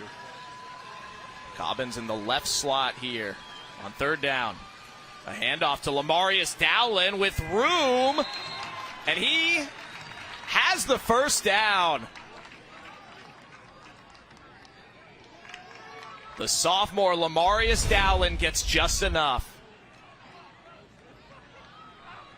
Dowlin, a big hole. So right there what they did is they pulled the outside blockers to make it look like an outside sort of play, and then you cut it back in with the backside running more of a zone instead of a reach style. So it was a great play call by Springfield. Really risky being at a 3rd and 7, but it pays off for them. Lamarius Dowlin, the only option at running back right now with Jaden Hurst out injured for the rest of the game.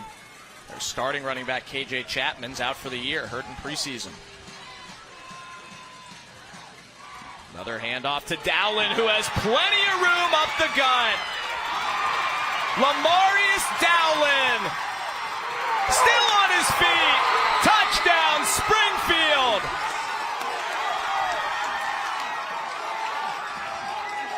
"56-yard touchdown run for Lamarius Dowlin.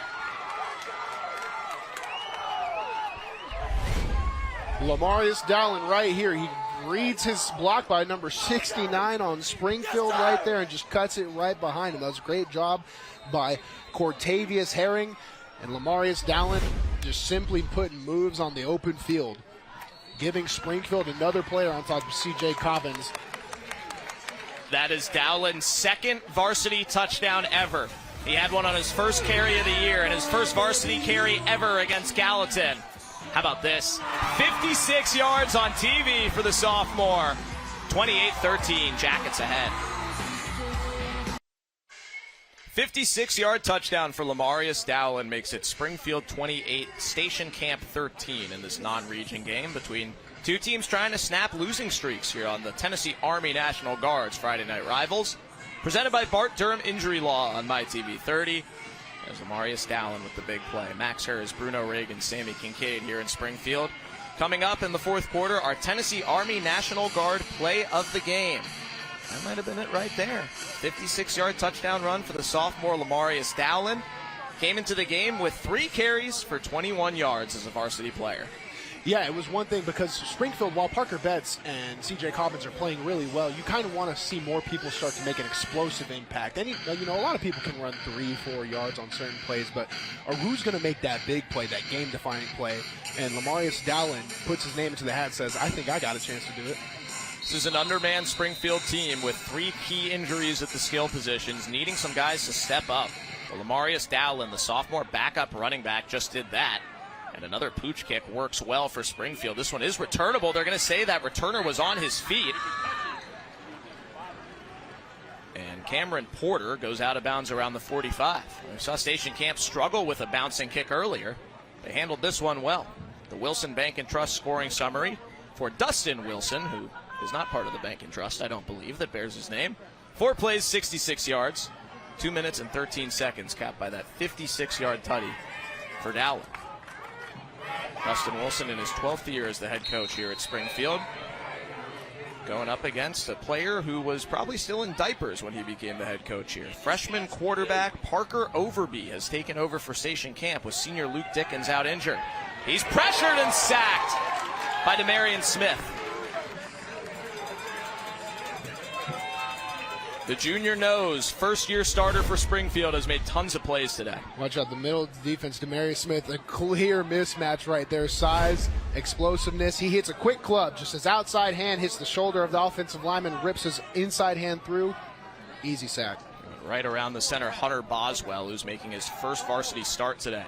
Open man, Mason Murray has his first catch of the game. Overby with the throw, Murray with the catch, and a big gain for Station Camp down to the Springfield 35-yard line. I was chuckling a little bit when Overby said, you know, Coach, I'm meant to do this. That's bold for a freshman, but he's really showing some poise in that pocket and delivering some great throws. So keep it up, Overby. He's leading Station Camp on a very good drive right now. Coming off a freshman game win over Hendersonville last night. Could he get a varsity comeback to boot? Another throw, this one incomplete, through Leighton Lassiter's hands. Last play, a gain of 27 yards for a BMC Metalworks first down for the Station Camp Bison. You see those two maroon helmets with no numbers on the right side. Those are freshmen who don't even have numbers on their helmets. Everybody else does. The quarterback, Colton Overby. The running back, Colin Gillespie. Both freshmen on the field right now for Station Camp. And it shows on that missed time snap count. Yeah, Max, it's the little things when you're a new player, you're always, when you line up, you're starting to think about your reads. Okay, I want to make this play, but really those things should come natural. You have to think about the snap count. You have to think about keeping the offense in operation. You have to think about the formation. How many players are on the field? Those little things. Once you get that done, then everything will come a lot clearer.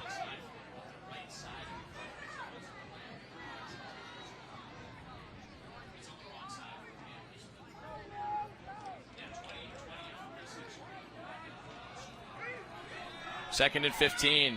Overby throws, broken up by C.J. Cobbins.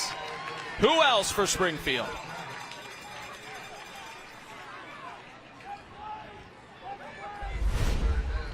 If Overby could just get his throws down, maybe every single throw down a foot, it might give a better chance, but Cobbins was on that really well. Cobbins immediately broke on the throw of the ball, allowing him to get some force when the ball came into contact with the Station Camp receiver. Third and 15. Overby throws, pass caught for Lassiter. Ball's loose. And the play's dead. They're going to call it an incomplete pass. Fourth down. A lot of wonky moments in this game, Max. We're all kind of just waiting to see what happens. That one, people didn't know if it was a fumble that got hit out or if it was just an incomplete pass, but the pass just falls down incomplete. So it's punt time for Chris Bain's Station Camp Bison. And junior kicker Elliott Max. Nobody deep for Springfield. They're going punt safe here, even on 4th and 15, something that they talked about a lot this week. Station Camp has some fakes in their bag and has used them already in the first 3 games. But Coey Ellis will wave that football as far as he can. Dead at the 8. Good punt by Max. Coming up in the fourth quarter, we'll highlight the budget break stop of the game. Budget breaks, you could pay more, but why would you want to? Coey Ellis not only downed that punt, but has been involved in plenty of stops for the Station Camp defense. Coey named after the river in southeast Tennessee and also the Coey flower. He and his older brother Sanders are just 11 months apart. Coey a junior, Sanders a senior. Sanders expected back for their game next week, a region game at home against Greenbrier. We will give another shout out, as we mentioned, 2 siblings being born 11 months apart, to our friend Josh Corey, Station Camp parent, soon to be local father of 4. Shout out to big Josh Corey today and always. Springfield gets started inside their own 10. Up 15 now, a 2-score game. Here's Dowlin, who had the 56-yard carry last time. Gets tackled by the ankles, then Akoe Ellis finishes him off up high. It's important Springfield doesn't fall into a lull of complacency right here. You know, it's very easy to look at the score and be like, okay, we're going to try and run the clock down and maybe run some conservative or vanilla plays or things that were working in the first half that Station Camp might have keyed into. You want to try and sustain these drives, really punish the Station Camp defense and keep them on the field. So that way, when it does come down to the wire, you're able to execute a lot easier. They had a 6-minute touchdown drive to close the first half. If they do that again here, it'll take them into the fourth quarter. Long way to go, though. Start at their own 8. It's 2nd and 9. Dowlin not going far once again. Couple of Bison in the backfield, including Kyron Fielder and Nick Sullivan. Yeah, just a swarm of Station Camp players living in the backfield. Surprisingly, Springfield has been able to gain at least a yard on each of these last 2 plays. So now it's not where you want to be on 3rd down, but it's a manageable down where we've seen Springfield, they're not afraid to give a run onto the outside and then trail it back inside. So their playbook is still open for them. C.J. Cobbins, their star in the left slot. Dowlin in the backfield. Taylor Miltier, the H-back blocker for Parker Betts, the junior quarterback for Springfield. It's a play fake. Betts met on the edge, gets away from one tackle, and then Sullivan gets him down by the shoulders. 3 and out for the Station Camp D, and their leader, Nick Sullivan, is pumped up. That was huge for Station Camp. Station Camp needed with this field position to get off as early as possible.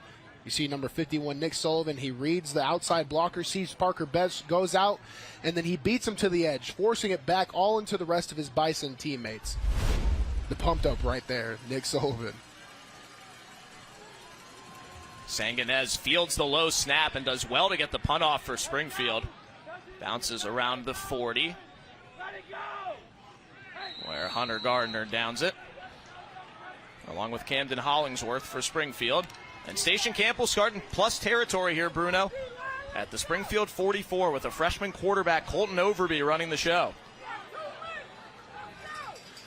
With field position here, you just want to make sure you don't turn the ball over as a freshman. Coming up in the fourth quarter, our Bart Durham player of the game. C.J. Cobbins, obviously our leading candidate right now. Bruno's got his early votes in. Station Camp has something to say about that. Colton Overby wants to be our first ever freshman player of the game. He throws it out to the right side for a first down to Preston Farley. First catch of the game for Farley, the junior, who's their number 1 receiver this year.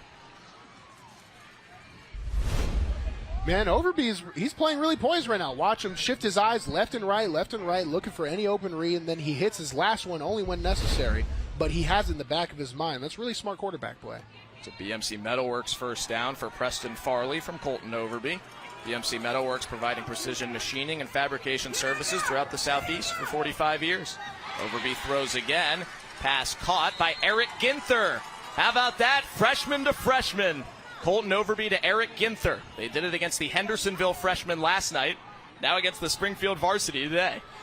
That is insane that these guys played last night. And here, I love the decision. A lot of times quarterbacks like to try and go big on first down. Go short on first down. Now you can go big on second down. They'll hand it off to another freshman, Colin Gillespie. And they get the first down. It's Friday night. It's not Thursday. It's not Monday. Whenever the freshmen play in your county.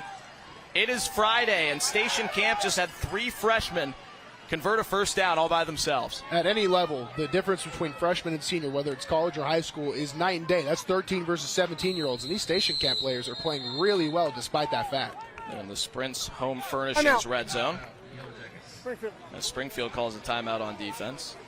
Was talking to Springfield coach Dustin Wilson before the game about the sheer difference in numbers between these two teams.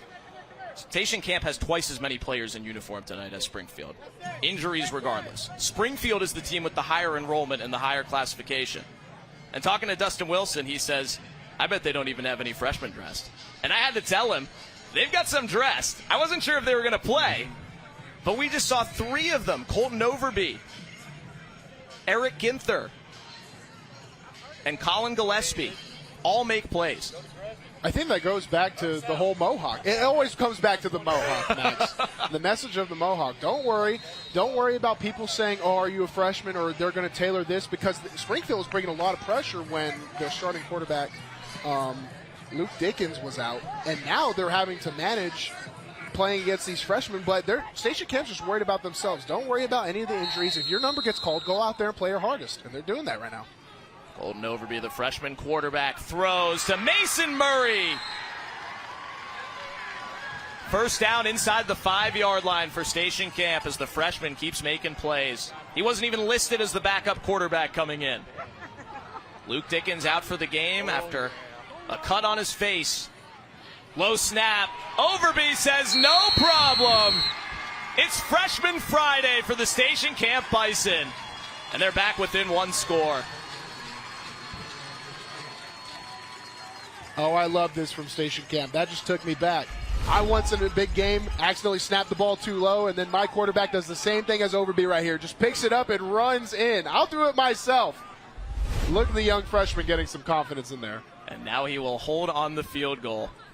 Colton Overby gets the game back within one score. That is assuming, of course, that the PAT goes in. Overby was the holder earlier on one that he couldn't get down. Duran Riddle the snap. Hold is good. And the kick is good from Elliott Max. One possession ball game. Station Camp 0-3. What a comeback this would be. Our Wilson Bank and Trust scoring drive summary. 5 plays, 44 yards, and just a minute 19, Bruno. Yeah, that's what I was saying. Not to jump into Springfield right here. You see everyone's pumped up for the freshman Overby right now. But if I'm Springfield, I can't get too vanilla. I can't let these guys get that confidence. I have to stay on the field on offense. So it's even more important for Springfield to execute now, even though they're ahead. Because these Station Camp youngins are pumped up, Max. They want to get back out there. The big man on campus, Sanders Ellis, the only college commit on the team who was out injured, one of the many, hyping up freshman Colton Overby. So we take another look at his first ever varsity touchdown. Didn't even get to throw the football. I'm sure that's not how he imagined his first touchdown, was running it in. On a low snap. Absolutely, but you get it how you can. Get that young man some water. And I want to apologize, even if we're not wrong, to Colton's family, because he wasn't even on the depth chart, so I didn't even ask him how to say his name. It's Overbey, so if it's Overbay, I apologize. We're going to stick with Overby, because that's what Coach Bain said to Sammy when he was talking to him at halftime. Final minute of the third quarter, one-score game. C.J. Cobbins, the most electric man in the building, takes off. Stepped out just around midfield. Had a kick return touchdown earlier. He'll smile his way to midfield, and he'll settle for a 37-yarder this time. C.J. Cobbins is a good kick by Station Camp, and he fields it like an MLB 30th round draft pick, but at least it's a top-tier player. C.J. Cobbins, and he's just an inch away from getting down the sideline and vertical. This is exactly what Springfield needed to stop the momentum of Station Camp. He's got over 150 yards of kick return tonight, a 62-yard interception return touchdown, and a catch on offense for a touchdown. His boys back on offense with an 8-point lead. They give it to him straight out of the backfield. Why not? Well, that's why. Akoe Ellis just as good on the other side. Loss of 1. Yeah, Max, Akoe Ellis is a mismatch in there right now. And he's hilarious. I don't know if you notice, he does delayed reactions to his plays. He'll make a play, he'll get up, he'll wait 5 seconds, and then he'll do the thriller or something. It's very delayed celebrations. I'm a big fan of Ellis right now. Not just of the way he plays ball, the way he has fun doing it too. He wanted to give out a shout out to his cousin Kewan White watching tonight. He makes another big play on what will be the final snap of the third quarter. Springfield 28, Station Camp 20. Freshmen making plays. Two teams trying to get their seasons back on track. 4A versus 5A. Fun football here in Springfield. End of 3. Let's take a break for financial literacy with U.S. Community Credit Union. Fourth quarter here in Springfield. Nick Sullivan's telling the boys it's yam time here in quarter number 4. Springfield 28, Station Camp 20. Max Hers with former Clarksville, Vanderbilt, and XFL offensive lineman Bruno Reagan. Sammy Kincaid is down on the field, and she's working hard to get us ready for the fourth quarter. What do you got, Sammy? Hey guys, Okoye Ellis that you just saw have that big play. He ran over right to his big brother, as you've been talking about, with Sanders Ellis. And if you look at Sanders on the sideline, he has a clipboard in hand. He has a headset because he is coaching the linebackers tonight. He said that he wants to be a coach one day whenever he grows up. So coach has given him the opportunity tonight since he is injured on the sidelines. He's having a blast over there. And coach said his main goal for Sanders tonight, though, is to be the hype man on the sidelines. And he is very much so doing that. Thank you, Sammy. And talking to both brothers this week, they are both capable of coaching and hype and everything in between. Sanders expects to be back from his ankle injury next week. Probably would have played tonight if this were a region game, and was lobbying to do so because he was born here in Springfield.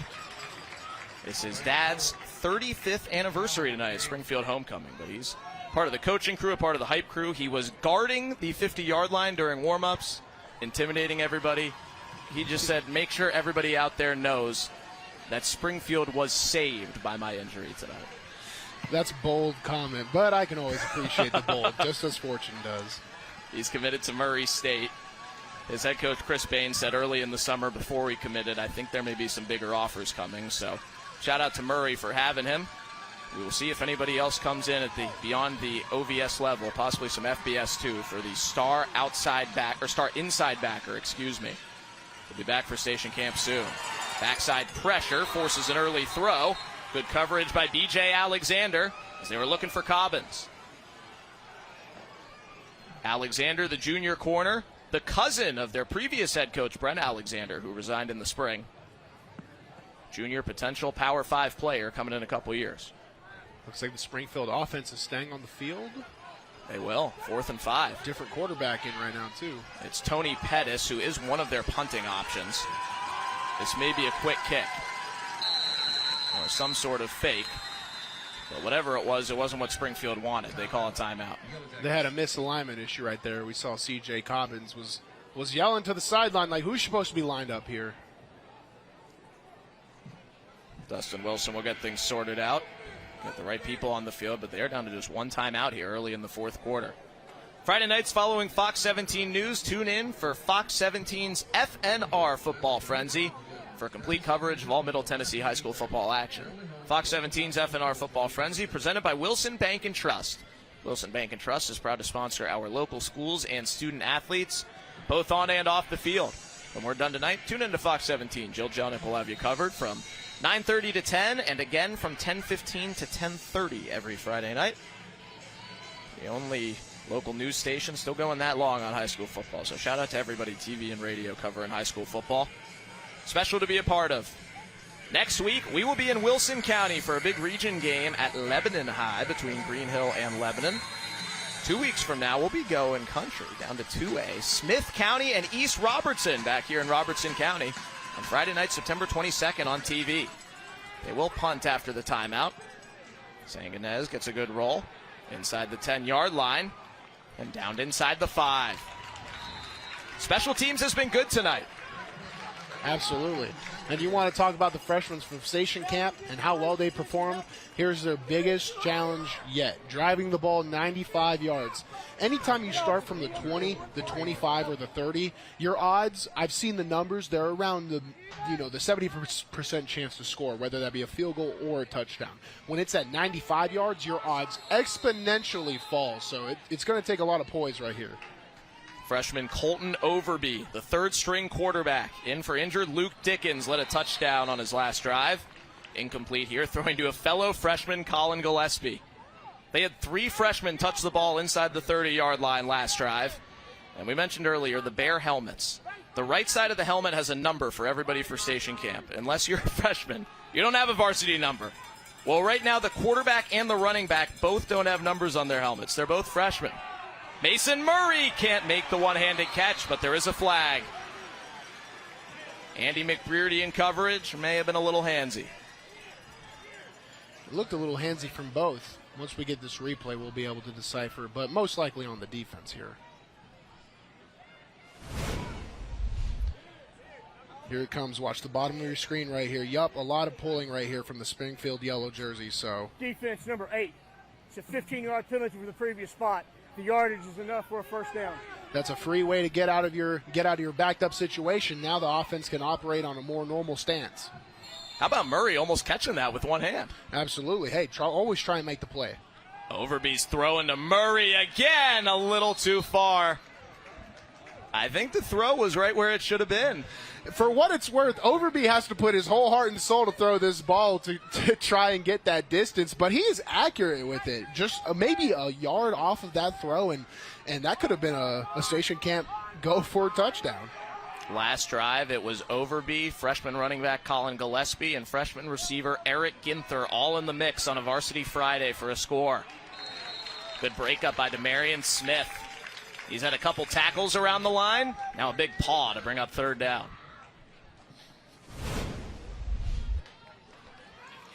Rolling out. If you can't get to the quarterback, always get your hands up.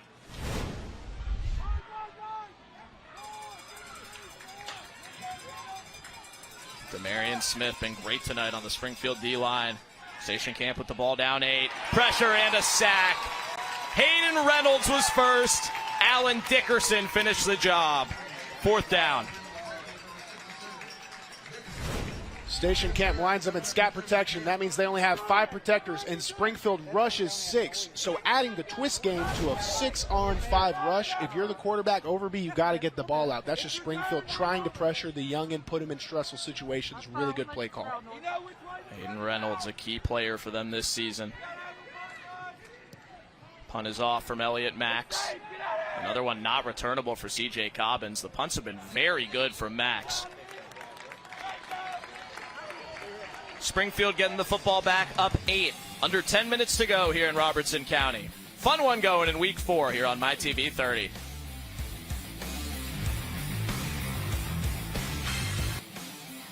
Welcome back to Springfield. It is 28-20 Springfield over Station Camp early in the fourth quarter. Max Hers, Bruno Reagan, Sammy Kincaid here in Robertson County. Always great to be in Springfield, a vibrant, diverse suburban community. About half an hour north of Nashville, split between agriculture and industry. Fun to be here in Springfield. And great to be with Station Camp this week as well as they travel on the road. Station Camp High is in Gallatin. It pulls from both Hendersonville and Gallatin and is now down in 4A as they lost a whole lot of student body to Station Camp. Or excuse me, to Liberty Creek, not to Station Camp, which opened last fall. Springfield on offense in the gold uniforms, Station Camp in the white. It's a play fake for quarterback Parker Betts, who's hit but able to fall forward through Brandon Gillespie and Nick Sullivan. For a first down gain of 4, Springfield looks to eat some clock here, Bruno. You said it best, Max. Springfield's going to have to stick to the rushing attack, and if they do pass anything, it's going to be those with a check down at the very least to complete, maybe not for a yardage gain, but whatever you do, keep that clock down. They're in good field position as it stands right now to punt and back up Station Camp, and it's an 8-point game, so they have every advantage right now to play it conservative at this point. You don't want to sell out too early, but right now is a good start to be able to start thinking, okay, we can play towards the gamesmanship right now. Got the play clock down to single digits. 9 minutes left in the football game as C.J. Cobbins goes in motion. The handoff is to Lamarius Dowlin for a first down. A UA local 572 first down for the sophomore who had a 56-yard touchdown in the third. Great job by Lamarius Dowlin here. He outruns the guy who's attacking the mesh and is able to drift past 2 people in the second level, able to get some extra yards. We're at this point right now where you want, there we go, you see Springfield slowing down the clock. Those explosive plays are great, and if Springfield scores, they're up 2 scores, so you don't have to stop or do anything, but it's not bad if you're getting 5-6 yards and just moving the chains, giving Station Camp less and less time to work with. Dowlin approaching 100 yards tonight on fewer than 15 carries. Gets his 14th touch. A flag comes in as he falls forward. For a Springfield team that has lost back-to-back games. This one's coming back. Hate to have a penalty in a situation like this. This is the most important part of the game where you get to churn out the most clock, maybe separate yourselves and force Station Camp to really get out of their mojo. Maybe have to consider things like onside kicks. Number 58. 10-yard penalty from the spot of the foul. Replay, first down. It's against the center, Gage Wilkes. Now you got to climb back 20 yards. Watch the center right here in the middle of the, just ever so slightly. If you're falling, try not to bring them down with you because that's the easiest call to make right there. 3 seniors. Wilkes, the only junior on the offensive line. Right tackle Cortavius Herring, who Bruno has complimented a couple times tonight, is only a sophomore. Cobbins in motion on 1st and 17, and he gets the football. He's hit in the backfield and taken down by Alec Manning. They had everybody over there blocking. Alec Manning said, I don't care. Super smart by Alec Manning. He goes to where C.J. Cobbins is going to be. You see his pursuit angle? That is extremely smart football. He's not following Cobbins. He's going to meet him at the point of attack. Very good play by Station Camp to back Springfield up even further. At full strength, Manning is a starter at outside linebacker. He's moved inside to Sanders Ellis's spot, which he had for most of last week after Ellis was hurt in the first quarter. Now all night tonight. It's been impressive there. Got to imagine he will keep that role next year when he's a senior and Sanders Ellis is playing college football. It's a loss of 4. 2nd and 21 for Springfield. Hand off to Josh Philippe, his second touch of the game. Going to the 3rd string running back, Philippe, who's a junior. Typically a short yardage back and a blocker, but with Jaden Hurst out injured, he's their number 2 back right now. Has had 2 touches tonight, 3 so far this season for Philippe. Running back and a defensive end, who we saw make a play on defense in the first half. Only got 1 yard there. It's 3rd down and 16 for Springfield, who's already taken 3.5 minutes off the clock on this drive. Whatever Springfield does here, they need to make sure they just get the ball down. No drop passes, no incompletions. Cobbins in the right slot. They'll hand it to Philippe again, trying to get some space for him, and he's dragged down about 7 yards short of the first down. R.J. Jones with the tackle on a 3rd down run.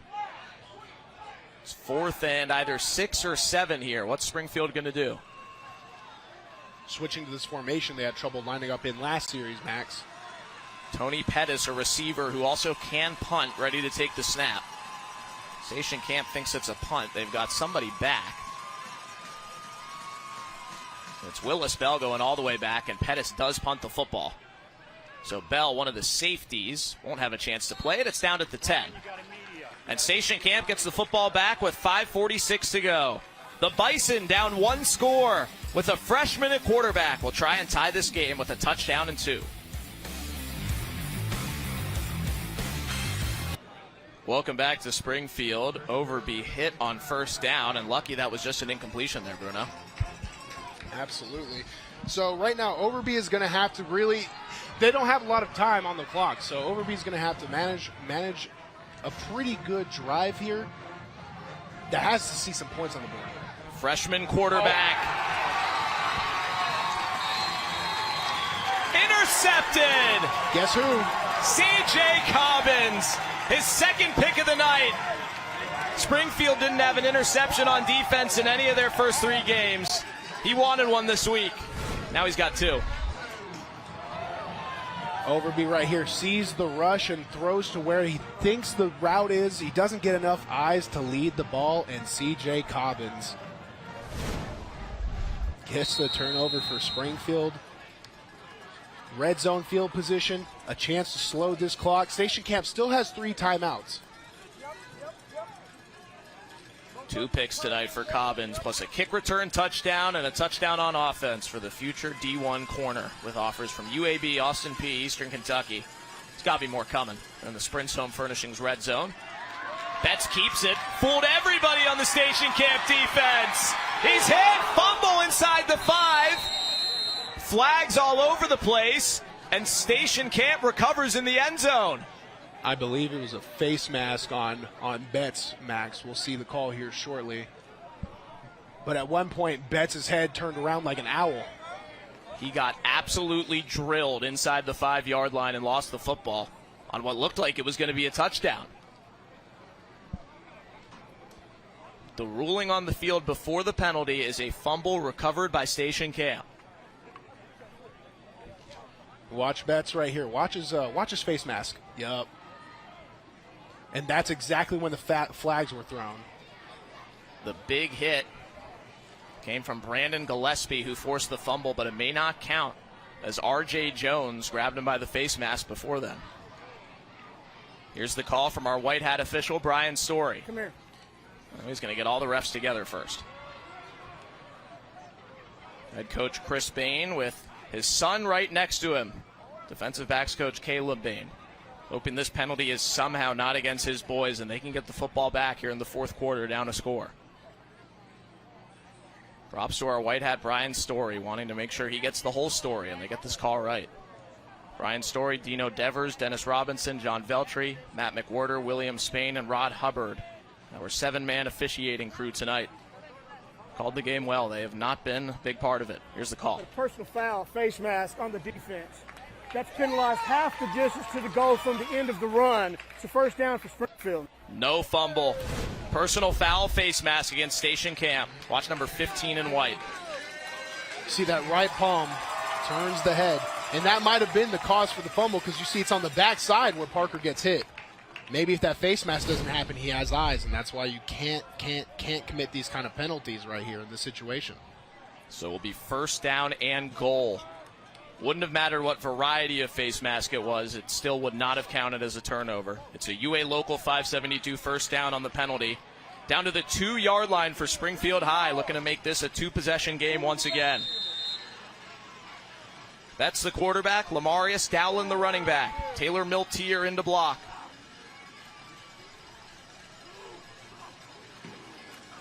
Betts keeps it.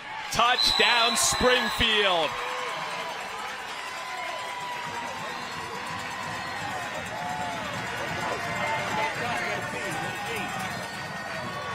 Springfield hasn't lost 3 varsity football games in a row since that guy was 6. Well, now Parker Betts has found the end zone to try and end that losing streak. I know I've been talking a lot about CJ tonight, but Parker Betts, what a great night from him, too. He's been a threat over the air when he's been asked to be, but he's also a huge running threat. And just giving that option to your offense in those short situations, it means all the difference. Oh, right here we have a fake punt, or fake field goal, excuse me. Bad snap. Sanganez tried to run, wasn't going to get too far with it. So it is a 14-point game. Both teams have now missed a PAT. And we are back towards normal numbers at 34-20, a normal gap between the two with 5:22 left. Our Wilson Bank and Trust scoring summary after the interception. 2 plays, 17 yards, just 13 seconds off the clock. Parker Betts kept it himself on both. One, he was grabbed and then fumbled, and then it all came back, and he walked over the goal line. Untouched. Springfield coach Dustin Wilson said about Parker Betts this week, who, remind you, is a first-year starter for a 1-2 team. Quote, he's never lacked confidence. He's a confident dude. He knows his team is going to turn it around and end that losing streak. That's something about all these youngins in this new generation. They're all super confident. When I was playing Max, I had D1 offers, and I was not a confident player at all. I was a nervous wreck half the time, and even sometimes in college in those big stadiums. So shout out to these young men because these guys are some big-time playmakers in a big situation. We're on TV right now. And now the quarterback Betts, who's also played a lot of defense tonight, will cover this kickoff. That's insane, a quarterback playing both ways. That is unheard of. And special teams. It wasn't really the plan for this year, but they're missing 3 possible DBs, so he stepped back into that role that he had last year. Another short kick returned by Cameron Porter for Station Camp, who's become the de facto return man tonight as they've kicked away from the deep guys. And Station Camp down 14. Will start this drive, looks like at their own 38-yard line with 5:15 to go. If Station Camp has any 2-minute offense in their sort of playbook, any plays they like, any operation they have where they can get to the ball and maybe make one-word play calls, now's the time because they're down 2 with only about 5 minutes left. Luckily enough, they have their timeouts, but they got to cover a lot of ground. Their offensive scheme is a fast, high tempo, but plan A is not to have a freshman at quarterback. Colton Overby threw a pick last series. He has a completion to fellow freshman Eric Ginther. Second catch of the night for Ginther in his first ever varsity game. Ginther's older brother Ryan plays baseball at Vanderbilt. We heard the football staff had tried to talk the elder Ginther into playing receiver for football. He said, no, just baseball. And now the younger brother, Eric, only wants to play football. He doesn't want to play the sport that his brother is playing for the best college program in the country. Trap, false start, offense, 5-yard penalty, still first down. Back it up 5 after the catch and run went for 21. Some operation issues in this 2-minute offense.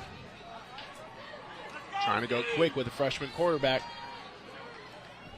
Down 2 touchdowns. Station Camp on the move. Colton Overby screens to freshman running back Colin Gillespie.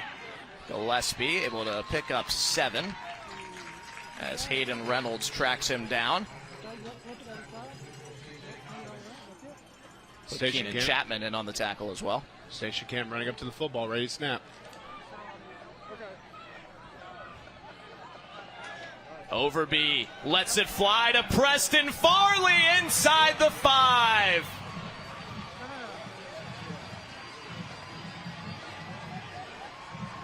The Bison are alive and breathing.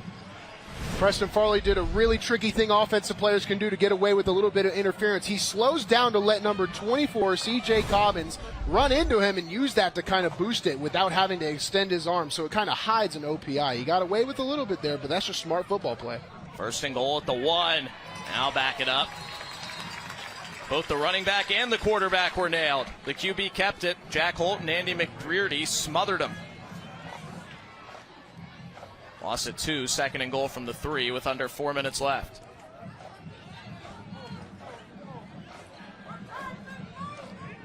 If they're able here to score soon, they won't have to try anything onside-wise. They might have enough timeouts to just deal with the normal field of play.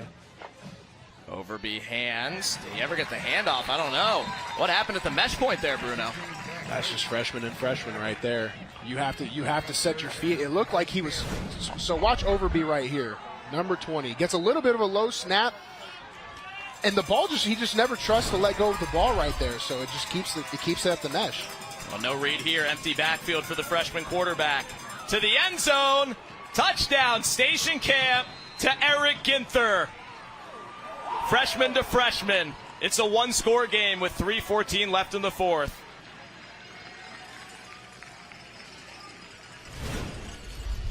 Overby's really good with his eyes. He rolls out left, keeps his eyes left, and it shoots him on the middle when he sees his left route crossing across the middle, and it beats the over the middle defender. He goes right underneath him, cuts in front of him, makes it for an easy Station Camp touchdown there. Extra point from Elliott Max is good. First varsity touchdown pass for Colton Overby. First varsity touchdown reception for Eric Ginther. Freshman to freshman. This is real life right now. The freshmen are getting it done on a Friday night for Station Camp as they stay alive in this game that they have trailed most of the way. The Wilson Bank and Trust scoring summary, 62 yards in 2 minutes, Bruno. They moved quickly. It's one thing to be asked to be a freshman and go out here and play on a Friday night in a varsity. It's another thing to be asked to go on a game-winning drive. It's another thing to be asked to be down 14 and have to operate 2 game-winning drives, essentially, and they got their first one down, so now they have to chip away at this next one. We'll see if they trust the Station Camp defense to get it done in a 3-down, or if they opt to just try the onside kick here, Max. Eric Ginther had 3 touchdown catches last night in the first half of the freshman game against Hendersonville that Station Camp won. They didn't play him in the second half because they thought they might need him at defensive back some tonight.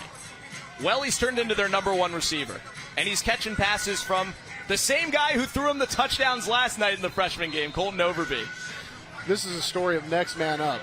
Next man up. It was the story going into this game for both of these teams, and they've all really answered the call. 2 teams that have been decimated by injuries, not only before the game, but during them. And I think all these youngins have answered the call. These teams have learned a lot about themselves tonight.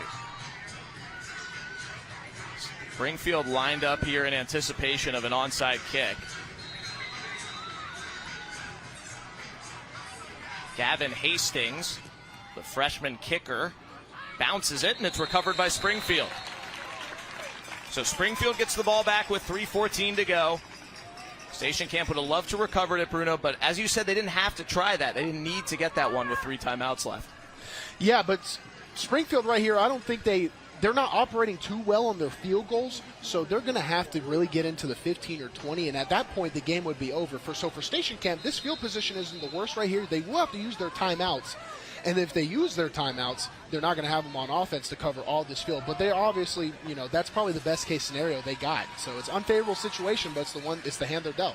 Springfield on offense in the gold with a 7-point lead on homecoming night here in Robertson County, Springfield, Tennessee.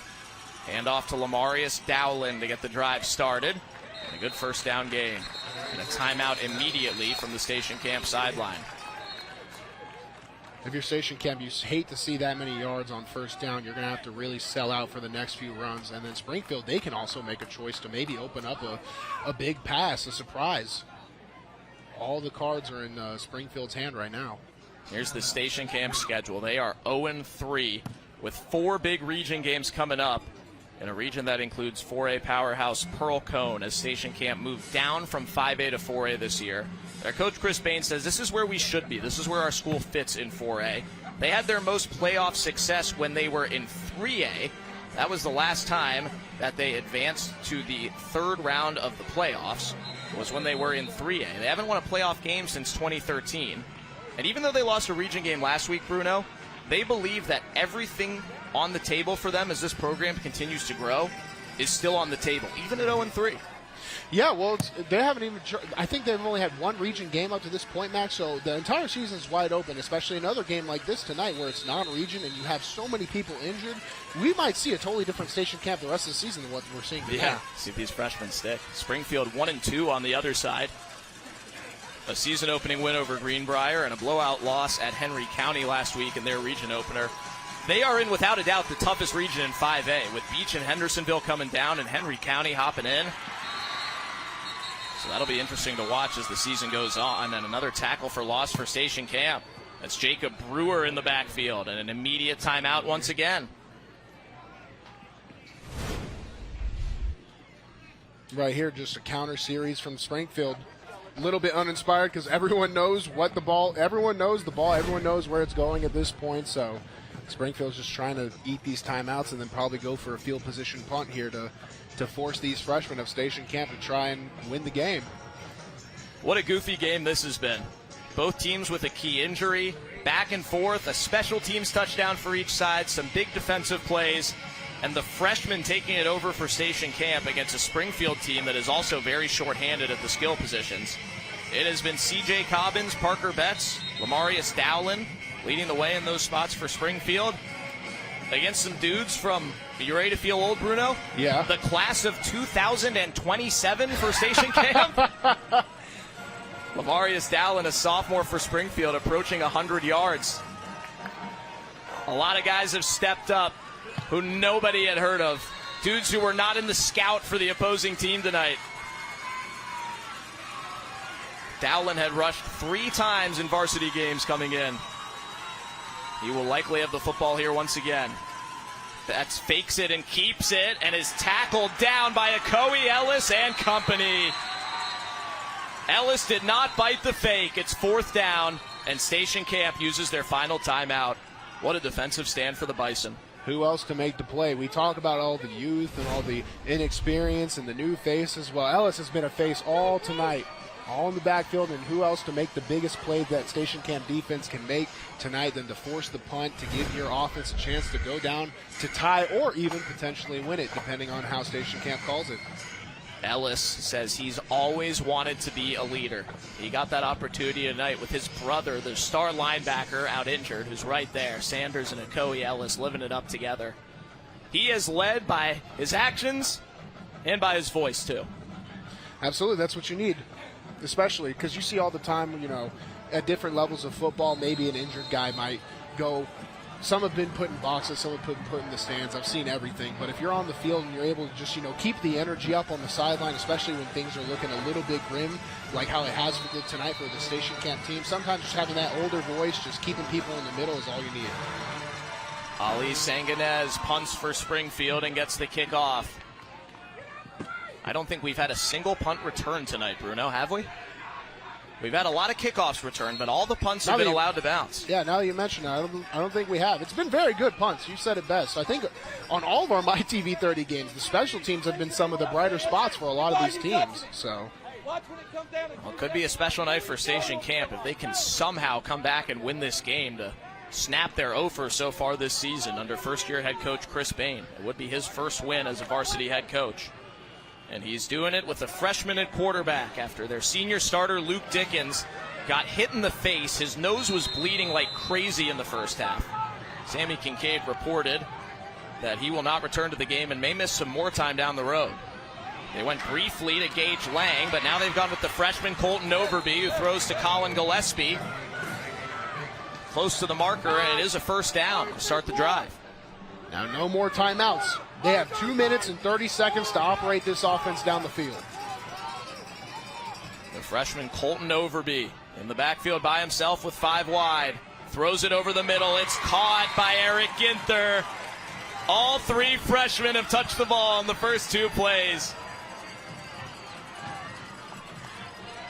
This is absolutely nuts. Imagine, this is insane right now.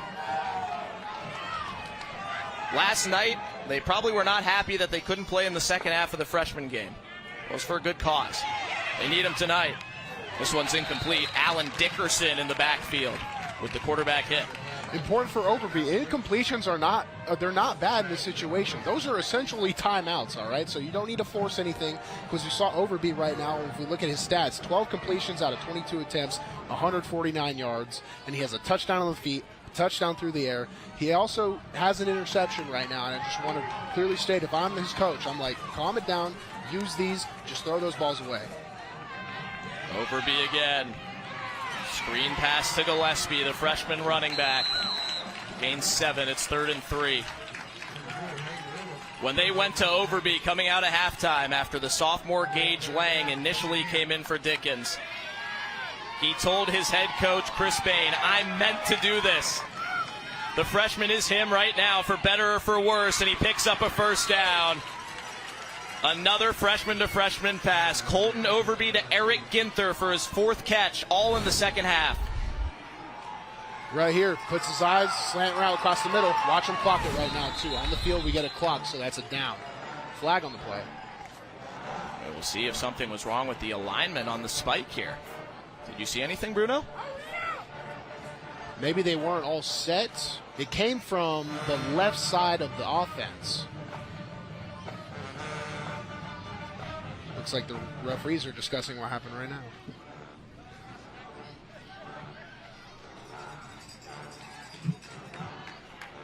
The spike was allowed to happen, and the flag came in right at that point. 3 officials talking right around the spot of the football at midfield.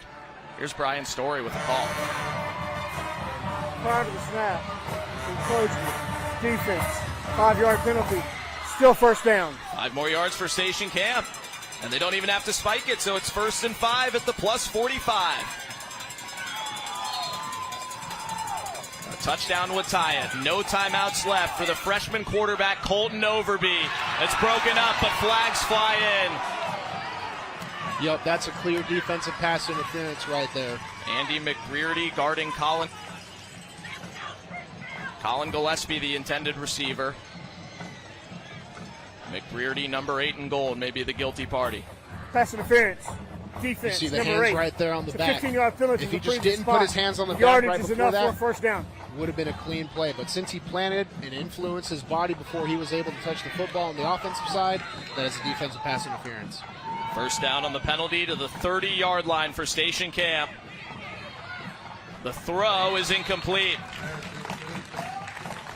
Pressure by Matt Gregory, the senior D tackle. Forced an early throw. Those throws are scaring me. Overby seeing that pressure, and instead of throwing it away on a first down, he's trying to make these big plays, and that's throwing the football up right here. That was a prayer. He's lucky the defense wasn't in a different position. He's looking for Riley Haskins, who doesn't have a catch tonight, but has been on the field almost every snap. Overby again, has his man. It's Eric Ginther. Catch number 5 for the freshman from his classmate, and it's a first down into the Sprints Home Furnishings red zone. I wonder if Overby and Ginther are connecting so much because Ginther's the best player on the field, or because he's like, that's the guy I have the chemistry with. I know his timing and his routes. Another flag on the spike. And again, it's encroachment against Springfield. Just bad football. They're lining up on top of the football. That's what encroachment is. Their heads over the line of scrimmage. Prior to the snap, encroachment, defense number 61. That's a 5-yard penalty. Still first down. Hey! Dustin Wilson unhappy after encroachment called again against his boys on a spike by the other team. Minute 8 to go. Station Camp trying to tie the game with freshman quarterback Colton Overby. Throws right. Mason Murray makes the catch and downs himself. Pickup of 4 to make it 2nd and 1. Final minute of the game. Clock is ticking. The senior quarterback, Luke Dickens, on the sideline. The freshman trying to tie things up. Handles the low snap. Overby runs and gets the first down. Clock will stop to move the chains. That low snap was the killer. It doesn't allow him to incomplete or anything. So now the clock's going to start right here soon. Get the snap off. He'll spike it. This time, no flag against Springfield. So 2nd and goal with 38 seconds to go. Station Camp 0-3. Trying to win their first game of the year with an unexpected player, a freshman, taking over at quarterback and playing unbelievably well in the second half for first-year head coach Chris Bain. Station Camp essentially gets 3 shots at the end zone, but if they complete anything and then they go down, they're going to have to waste it down the clock. So look for end zone shots here, 3 of them. Low snap. Who's got it? Station Camp. Overby got over it, and the clock runs. They're going to have to run a play here. 3rd and goal from the 11. No timeouts left for the Bison.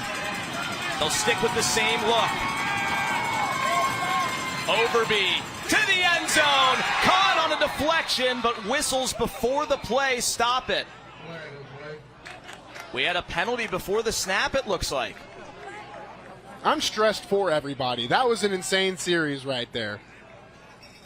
If that play had been allowed to continue, Station Camp would have caught it inside the 5, but the clock would have run. 5-yard penalty, still 3rd down. Wow, the craziness wiped out. We'll back it up 5 and give everybody a breath. So they get to keep their down, but at the cost of some field position. Now they really have to take some shots. Find your best players and throw it up. Clock is running.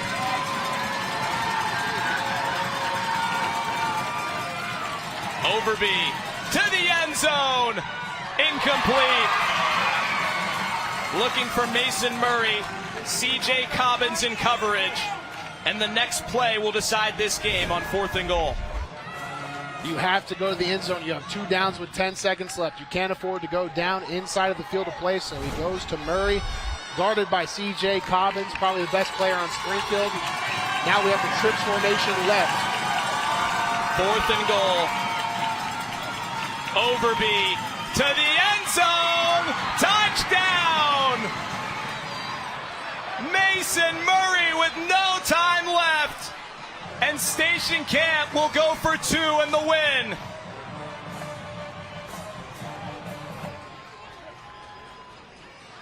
Station Camp was lined up in a trips formation left, and we see Murray out of the slot, cut down the middle, and shift inside of the defense. The safety was playing just a little too far back. 2-point conversion for the game.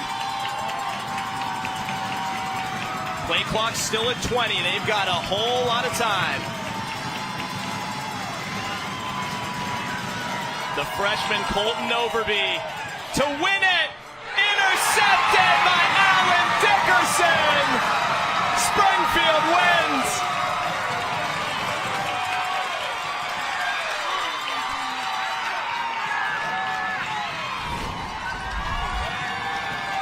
Overby just has too much pressure in his face, and then the rest of the Springfield defense is covering down the middle. There were no outside routes for Overby to look at or to really spread out the field. It cost Station Camp the win here tonight. Final score, Springfield 34, Station Camp 33. The senior D lineman, Alan Dickerson, with the game-winning pick, as the freshman quarterback, Colton Overby, did everything you could ever ask for times 10 and was that close to winning it on a Friday night for the Bison, who fall to 0-4. Springfield snaps their 2-game losing streak and improves to 2-2. Our final play of the night, Bruno, is tonight's budget break stop of the game. Budget breaks, you could pay more, but why would you want to? Right there, you get outside pressure and a heavy dose of underneath coverage. It looks like they dropped some of the linemen so that way Overby would misread his play down the middle, and that makes all the difference. 3rd pick of the game for the Springfield defense. C.J. Cobbins had 2.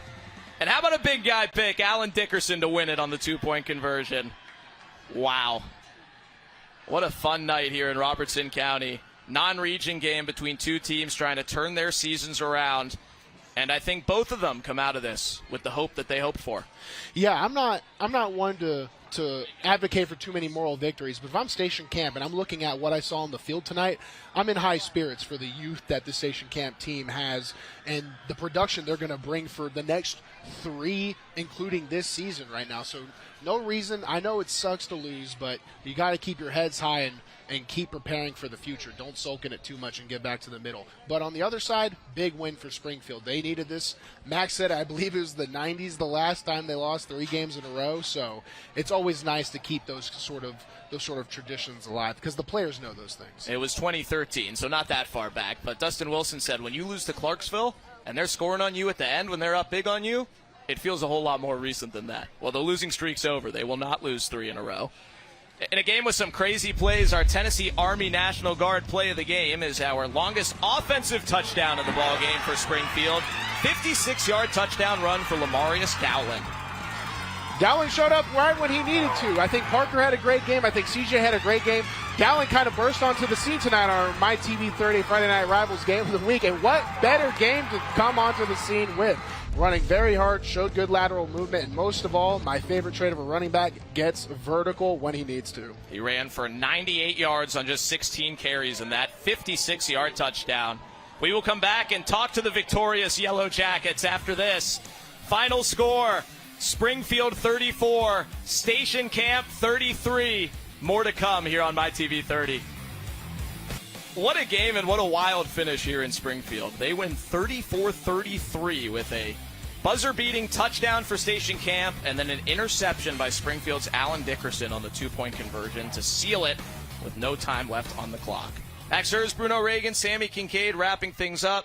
Our Bart Durham player of the game is a unanimous decision. The senior corner, receiver, kick return ace, C.J. Cobbins of Springfield had a kick return touchdown, an interception with a 60-yard return that was nearly a pick six, and a touchdown on offense. Hit it on all angles. I noticed when we say we're our players to watch at the beginning, I always say that they're two-way players if they're not quarterbacks. Offense, defense. Well, this guy's also on special teams. He hits it on all 3 phases of the football. This is going to be a special player, and I think if there was any night to do it, it's the night you're on TV to show all the coaches of America, hey, I'm C.J. Cobbins, and I'm ready to go to the highest level. He's our Bart Durham Injury Law Player of the Game, and he wins our new award for biggest smile in TSSAA. I love this. I love the smiling. Good energy. Shout out to C.J. Cobbins. Sammy Kincaid is with Dustin Wilson and the crew. Coach Wilson, you got it done. First one of the season. How does it feel? Well, first thing, I didn't get it done. The boys got it done, but it feels great, especially when you watch a lot of young kids step up and led by our seniors there at the end. You know, that one, I don't know who got an interception over there, but the ball went in our way. Now, as I told you at halftime, Sammy, I'll take my tough Springfield kids any day, and that's just what we let it roll there at the end, and that's what we got. And a lot of these guys were having to get it done, offense, defense, special teams. What does that say about them? Same thing I said at halftime, just they're tough, but it says something about what they do during the week, too, and running around. But when you practice all the time, like you are conditioned, like we don't have to line up and blow a whistle. I mean, they're running around all the time, and there's no breaks. You can't make adjustments on this team, and they just went out there, and we put ours against Coach Bain's first-class program. That was a good ball game. Well, congratulations, Coach. I'm not going to hold you back. I know these guys are really excited to celebrate with you. Yes, ma'am. Thank y'all. Thank you. Here you go, guys.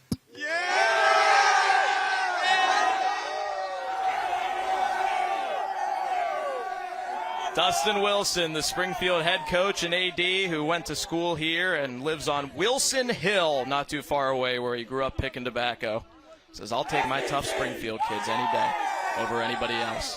They do not have the biggest roster in 5A. They had fewer than 50 players dressed out tonight, and a little more than half of those guys played in the game. C.J. Cobbins was one of them, and that's the big thing. One more look at that smile for you, Bruno. What a night here in Springfield. High school football is fun stuff. Yeah, I'm a big smiler, so anytime I see someone else that's cheesing all the time, I can appreciate it. And Springfield, for what it's worth, we've been mentioning, Parker, CJ, but they got it done in a lot of other places. The Springfield offensive line, for how well they were able to rush in certain situations, I just want to make sure those guys get a shout-out. They very rarely get the shout-outs they need. I know as a former offensive lineman, they did play super well tonight, and they were able to keep the protection when needed to. So just overall fun game, Max. We've had some really fun games on these MyTV 30 Friday night matchups. Put that photo in the vault. C.J. Cobbins, Matt Gregory, Max Baldwin. Who had fun tonight? We did.